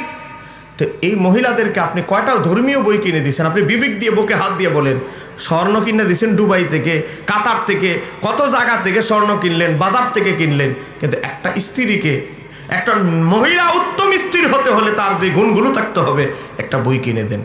বই বেশি একটা নাই, 10টা করে মনে হয় বই আছে, অল্প বই আছে, কারো লাগলে নিবেন। বিশেষ করে আহলে সুন্নাত ওয়াল জামাত কারা, আহলে সুন্নি হইতে হলে কি কি আকীদা, বাতিলদের সাথে আমাদের কয়টা পার্থক্য, 42টা আকীদার পার্থক্য এখানে তুলে ধরা হয়েছে। আমরা কেন মুরব্বীদের কদম বসি করি, আজকে বাচ্চা কাচ্চারা কদম বসি করে না, কয়টা ভালো না, এটা ভালো না, এটা শিরিক, শিরিক বলে মাথা নোয়ানো বলে শিরিক। এই উল্টা পাল্টা ফতুয়া দিয়ে আজকে আদব উড়ে যাচ্ছে, আদব উঠে যাচ্ছে। এই কারণে আজকে আমাদের সন্তানেরা, এই ডিজিটাল সন্তানেরা বৃদ্ধাশ্রমে দিতে দিচ্ছে। চেষ্টা করবেন একটা আকীদার বই ঘরে রাখার জন্য। হয়তো আমি আপনাদের এলাকায় এসেছি, আমাদের একদিন এক এক জায়গায় যাব, প্রতিদিন তো আপনাদের এলাকায় বুঝাইতে পারবো না। একটা আকীদার বই রেখে দেন, শিখতে পারবে। 150 টাকা হয়তো 1 লিটার সোয়াবিন তেলের দাম, কিন্তু বইটা থাকবে, মুছে রাখবেন, থাকবে। সম্মানিত আমার দিনী ভাইয়েরা, রাত 2টা বেজে গেছে, আমাদের একেবারে সময়সীমা একেবারে শেষ প্রান্তে চলে এসেছি। 3-4 মিনিট বাকি আছে। এতক্ষণ পর্যন্ত তাড়াতাড়ি যাও, 3 মিনিটের ভিতরে যাও। হ্যাঁ, 58 বেজে গেছে, 3 মিনিটের ভিতরে দ্রুত যাও। দুইজনে যাও, দ্রুত যাও। যারা নিবেন দ্রুত নিবেন, কিয়ামের পরেও নিতে পারবে। আমার বাবারা ভাইয়েরা, এতক্ষণ পর্যন্ত আলোচনা করেছি, আপনারা বলেন একটা কথাও কি কোরআন সুন্নাহর বাইরে কথা বলেছি? পিছনের বাইরে বলেন, কোরআন সুন্নাহর বাইরে কি কোনো কথা বলেছি? বলেন, দলিলের বাইরে কথা বলেছি? অবাস্তব কোনো কথা বলি নাই। ও ভাই, তোমার দলের পূজা বন্ধ করে দিয়ে, তোমার ওই হুজুরের অন্ধ অনুসরণ বাদ দিয়ে একটু নিরপেক্ষ দৃষ্টিতে, একটু মহাব্বতের দিকে তাকাও। আজকে নবীকে তোমার হুজুর বলতেছে নবী নিরক্ষর, নবী আলিফ বা তাসা জানতো না, একটু জোরে বলেন না নাউজুবিল্লাহ। অথচ আমার নবী কি বলে, মিশকাত শরীফে কিতাবুল ইলমে এসেছে, আমার নবী বলে, আব্দুল্লাহ ইবনে আমর ইবনে আস থেকে বর্ণিত, কি হলো, তাড়াতাড়ি যাও, এদিক দিয়ে ঢুকা যায় না ভাই, যাও, ঢুকে এদিক দিয়ে যাও, তাড়াতাড়ি করো, 2 মিনিট সময় আছে, 2 মিনিটে যাও। আমার নবী কি বলেছেন, বুইস্তু মুআল্লিমান, আমি নবী পৃথিবীতে প্রেরিত হয়েছি শিক্ষক হিসেবে। জোরে বলেন না সুবহানাল্লাহ। শিক্ষকের কাজ কি নতুন করে পড়া না পড়ানো? পড়ানো। আমার নবী যদি কারোর কাছে শিখতেন, তাহলে আবু জাহেল থেকে শুরু করে যত বিশ্ব বাটপার আছিল, এরা বলতো, আরে মুহাম্মদ, আরে এত হের থেকে এগুলো শিখছে, এর থেকে শিক্ষা এগুলো নতুন নতুন নিজে নিজে বানায়, কোরআন বানায় লেছে। কিন্তু আমার আল্লাহ আবু জাহেল থেকে শুরু করে কোনো কাফেরকে এই কথা বলার সুযোগ দেন নাই। আমার নবীকে যা কিছু শিক্ষা দিয়েছেন, তিনি হচ্ছে আমার রব্বুল আলামিন। একটু জোরে বলেন না সুবহানাল্লাহ। প্রত্যেকটা 150 টাকা করে, তাড়াতাড়ি যারা নেবেন একটু তাড়াতাড়ি নেবেন, দাম তো বলে দিয়েছি। এই আচ্ছা, এটা ওই আসো, এবার আসেন, আপনাদেরকে 1 মিনিট একটা কথা বলছি। এখন আপনারা দেখেন, নবীর সবচেয়ে বড় হাদিস পণ্ডিত, তার নাম হচ্ছে হযরতে আবু হুরায়রা। হুজুর আছে পাশে বসে, যিনি সবচেয়ে বেশি হাদিস বর্ণনা করেছে। আমি এই যে 2টা বেজে গেছে, আমার আলোচনাও শেষ, তাড়াতাড়ি যাও, যারা বই নেবেন তাড়াতাড়ি নেবেন, মাঝখানে যাইবা। আবু হুরায়রা রাদিয়াল্লাহু তাআলা প্রথম কাতারে বসতেন নবীর দরবারে, কিন্তু উনি একদিকে হাদিস শুনতো, আরেক দিকে ভুলে যেত। এরকম অনেক ছাত্র আছে না নাই? প্রথম বেঞ্চে গিয়ে আগ্রহটা নিয়ে বসে, কিন্তু পড়া মুখস্থ রাখতে পারে না। আগ্রহটার কম নাই, কিন্তু বেচারা কুলাইতে পারে না। এরকম অনেক ছাত্র আছে না নাই? শেষ মেশফিরা খাইতে খাইতে একেবারে শেষ বেঞ্চে গিয়া বসে, এরকম অনেক ছাত্র আছে। শেষ বেঞ্চে গিয়া বসলেও, শেষ টুলে বসলেও আগে আগে আবার চলে যায়, বসে গিয়া শেষের বেঞ্চে। ছাত্র দুর্বল, এরকম আছে না নাই? হযরতে আবু হুরায়রা সহিহ বুখারী শরীফের হাদিস ইমাম সুয়ুতী আল খাসাইসুল কুবরা নকল করেছে। একবার হযরতে আবু হুরায়রা নবীর দরবারে গিয়ে বলে, ইয়া নবী গো, নবী ইয়া রাসূলুল্লাহ, নবী গো, আমার মনে বড় আগ্রহ, আপনার হাদিসগুলো আমি মুখস্থ রাখি। আমি আবু হুরায়রা একদিকে হাদিস আপনার শুনি, একদিকে ভুলে যাই, মুখস্থ রাখতে পারি না। নবী, আপনি যদি আমার জন্য একটু দোয়া করে দেন, আপনার হাদিসগুলো আমি যেন মুখস্থ রাখতে পারি। বাবা, হযরতে আবু হুরায়রার ইলমে দ্বীনের আগ্রহ, শিখার আগ্রহ দেখে আমার নবী তার চাদর মোবারক, বলেন কি মোবারক, জোরে বলেন কি মোবারক, আমার নবীর চাদর মোবারকটা খুললেন। খোলার পরে আমার নবী আবু হুরায়রাকে দিলেন। আমার নবী বললেন, আবু হুরায়রা, চাদর মোবারকটা দিয়ে তোমার শরীরটা জড়িয়ে ধরো, বিশেষ করে সিনার মাঝে মালিশ করতে থাকো। জোরে বলেন না, সিনার মাঝে মালিশ করতে থাকো। হযরতে আবু হুরায়রা আমার নবীর চাদর মোবারক সিনার সাথে মালিশ করার কারণে আবু হুরায়রা বলে, মৃত্যু পর্যন্ত একবার আমি আল্লাহর হাবিবের দরবারে যত হাদিসগুলো আমি শুনেছি, মৃত্যু পর্যন্ত একটা হাদিসও আমি আবু হুরায়রা বলি না। একটু জোরে বলেন না সুবহানাল্লাহ। যেখানে আমার নবী নিজে জ্ঞান বিতরণ করে, সেখানে উল্টা কাট মোল্লায় কয় নবী নিজেই বলে মূর্খ। এদের ঈমান আকীদা ঠিক আছে? তারপরে আমাদের কিছু ছেলেরা তাদের শায়েখের বিরুদ্ধে কোন বললাম, শায়েখের বিরুদ্ধে বলা, নবীর বিরুদ্ধে বলেছে, এটা তার গায়ে লাগে না। শায়েখের বিরুদ্ধে, দলের শায়েখের বিরুদ্ধে কেন বললো? এদের তাফসীর মাহফিল মানে হলো নির্বাচনী প্রচারণা। কথা কথা কেন ঠিক কিনা? নাম যদিও পিছনে তাফসীরুল কোরআন মাহফিল, আসল হাকিকত কিন্তু নির্বাচনী প্রচারণা চলতেছে। কথা বলে না কেন ঠিক কিনা? আমরা বলবো ভাই, বাংলাদেশে যে কোনো দল নির্বাচন করার অধিকার, গণতান্ত্রিক অধিকার আছে, তো তাফসীর মাহফিল নাম ব্যবহার করার তোমাদের কি দরকার? তোমরা নির্বাচনী প্রচারণা লেখলে কি কেউ বাধা দিবে? কথা বলে না কেন ঠিক কিনা? বাবা, গভীরভাবে লক্ষ্য করেন, নবীর সাহাবীদের ভিতরে সবচেয়ে বড় মুফাসসির, তার নাম আব্দুল্লাহ ইবনে আব্বাস। আব্দুল্লাহ ইবনে আব্বাস সবচেয়ে বড় মুফাসসির কেমনে হলেন? তিনি বলেন, শীতের কনকনে রাতে, টাকা দাও, শীতের কনকনে রাতে হুজুর এইগুলো নিয়েছে, হুজুরকে 50 টাকা ফেরত দাও, 50 টাকা কম রাখো। বাবা, হযরতে আব্দুল্লাহ ইবনে আব্বাস বয়স তার তখন 10। বলেন বয়স কত? 30 সেকেন্ডে শেষ করে দিচ্ছি। বলেন আব্দুল্লাহ ইবনে আব্বাসের বয়স কত? 10 বছরের বালক। বাবা, তাহাজ্জুদের সময় কনকনে রাতে ওনার ঘুম ভেঙে গেছে। আব্দুল্লাহ ইবনে আব্বাস চিন্তা করলো, ঘুমটা যেহেতু ভেঙেই গেল, এই শীতের কনকনে রাতে যদি নবীর জন্য একটু হুজুর পানি গরম করে নিয়ে যাই, আমার নবী অনেক খুশি হবে। হযরতে আব্দুল্লাহ ইবনে আব্বাস গরম পানি করে দাঁড়ায় আছে। আমার নবী হাজত শেষ করে আসবে, উনার করা ফুটানো গরম পানি দিয়ে ওযু করবে। আমার নবী আসলেন, আসার পরে দেখলেন হযরতে আব্দুল্লাহ ইবনে আব্বাস ওযুর পানি নিয়ে দাঁড়ায় আছে। আমার নবী খুশি হয়ে গেলেন, 1 নাম্বার। 2 নাম্বার দিন আবার করলেন, আমার নবী আরো খুশি হয়ে গেলেন। 3য় দিনও করলেন, 10 বছরের বালক। 3য় দিন করার পর আমার নবী কি করলেন? মুসনাদ আহমদের হাদিস, মিশকাতে কিতাবুল মানাকিব এসেছে, সহিহ বুখারী 143 নম্বর হাদিস এসেছে। আমার নবী আব্দুল্লাহ ইবনে আব্বাসের সিনার সাথে নবীর সিনা লাগাইলেন, হাত তুলে দোয়া করলেন, আল্লাহ, আল্লাহুম্মা, আল্লাহ আমার চাচাতো ভাইকে ওয়াকিহুবিদ্দিন, দিনে তাকে দিনদার, তাকে দিনের ফকি বানায় দাও। আল্লিমহুত তাবিল, তাকে কোরআনের তাবিলের জ্ঞান দান করো। জোরে বলেন না সুবহানাল্লাহ। নবী দোয়া করতে দেরি, আব্দুল্লাহ ইবনে আব্বাস কিয়ামত পর্যন্ত উম্মতের সবচেয়ে বড় মুফাসসির হয়ে গেলেন। নবীর সিনার সাথে লাগতে দেরি 7 জন সাহাবীদের ভিতরে মুস্তাহিদ ফকিদের একজন হয়ে গেলেন। জোরে বলেন না সুবহানাল্লাহ। যেখানে আমার নবীর সিনার সাথে সিনা লাগাইলে এলেম ট্রান্সফার হয়, আর সেখানে নবী নিজেই মূর্খ যারা বলে, এদের মতো গন্ড মূর্খ আর পৃথিবীতে বলেন, এদের মতো গন্ড মূর্খ পৃথিবীতে আর আছে? সম্মানিত আমার দিনী ভাইরা, আলোচনা এখানে শেষ করছে।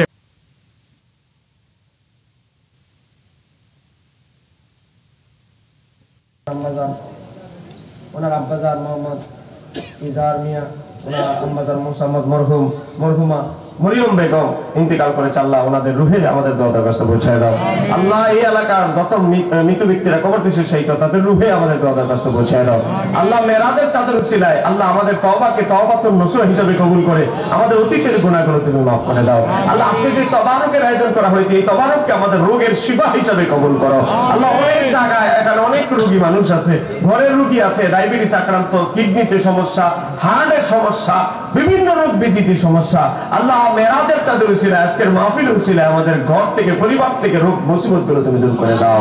আল্লাহ যারা অক্লান্ত পরিশ্রম করে মাহফিলটি করেছে তাদেরকে আহলে সুন্নাত ওয়াল জামাতের এক একজন সৈনিক হিসেবে কবুল করে দাও। আল্লাহ আল্লাহ আমাদের প্রতি হুজুর অনেক কষ্ট করে সময় দিয়েছেন, এত দীর্ঘ সময় তিনি একজন আলেম হিসাবে দিয়েছেন, এই মাহফিল থেকে সৌন্দর্যকে রৌনক করেছেন। আল্লাহ হুজুরের হায়াতে খেদমতে ইলমে বরকত দান করো। আল্লাহ আমাদের কমিটির ভাইদেরকে আহলে সুন্নাত ওয়াল জামাতের সৈনিক হিসেবে কবুল করো।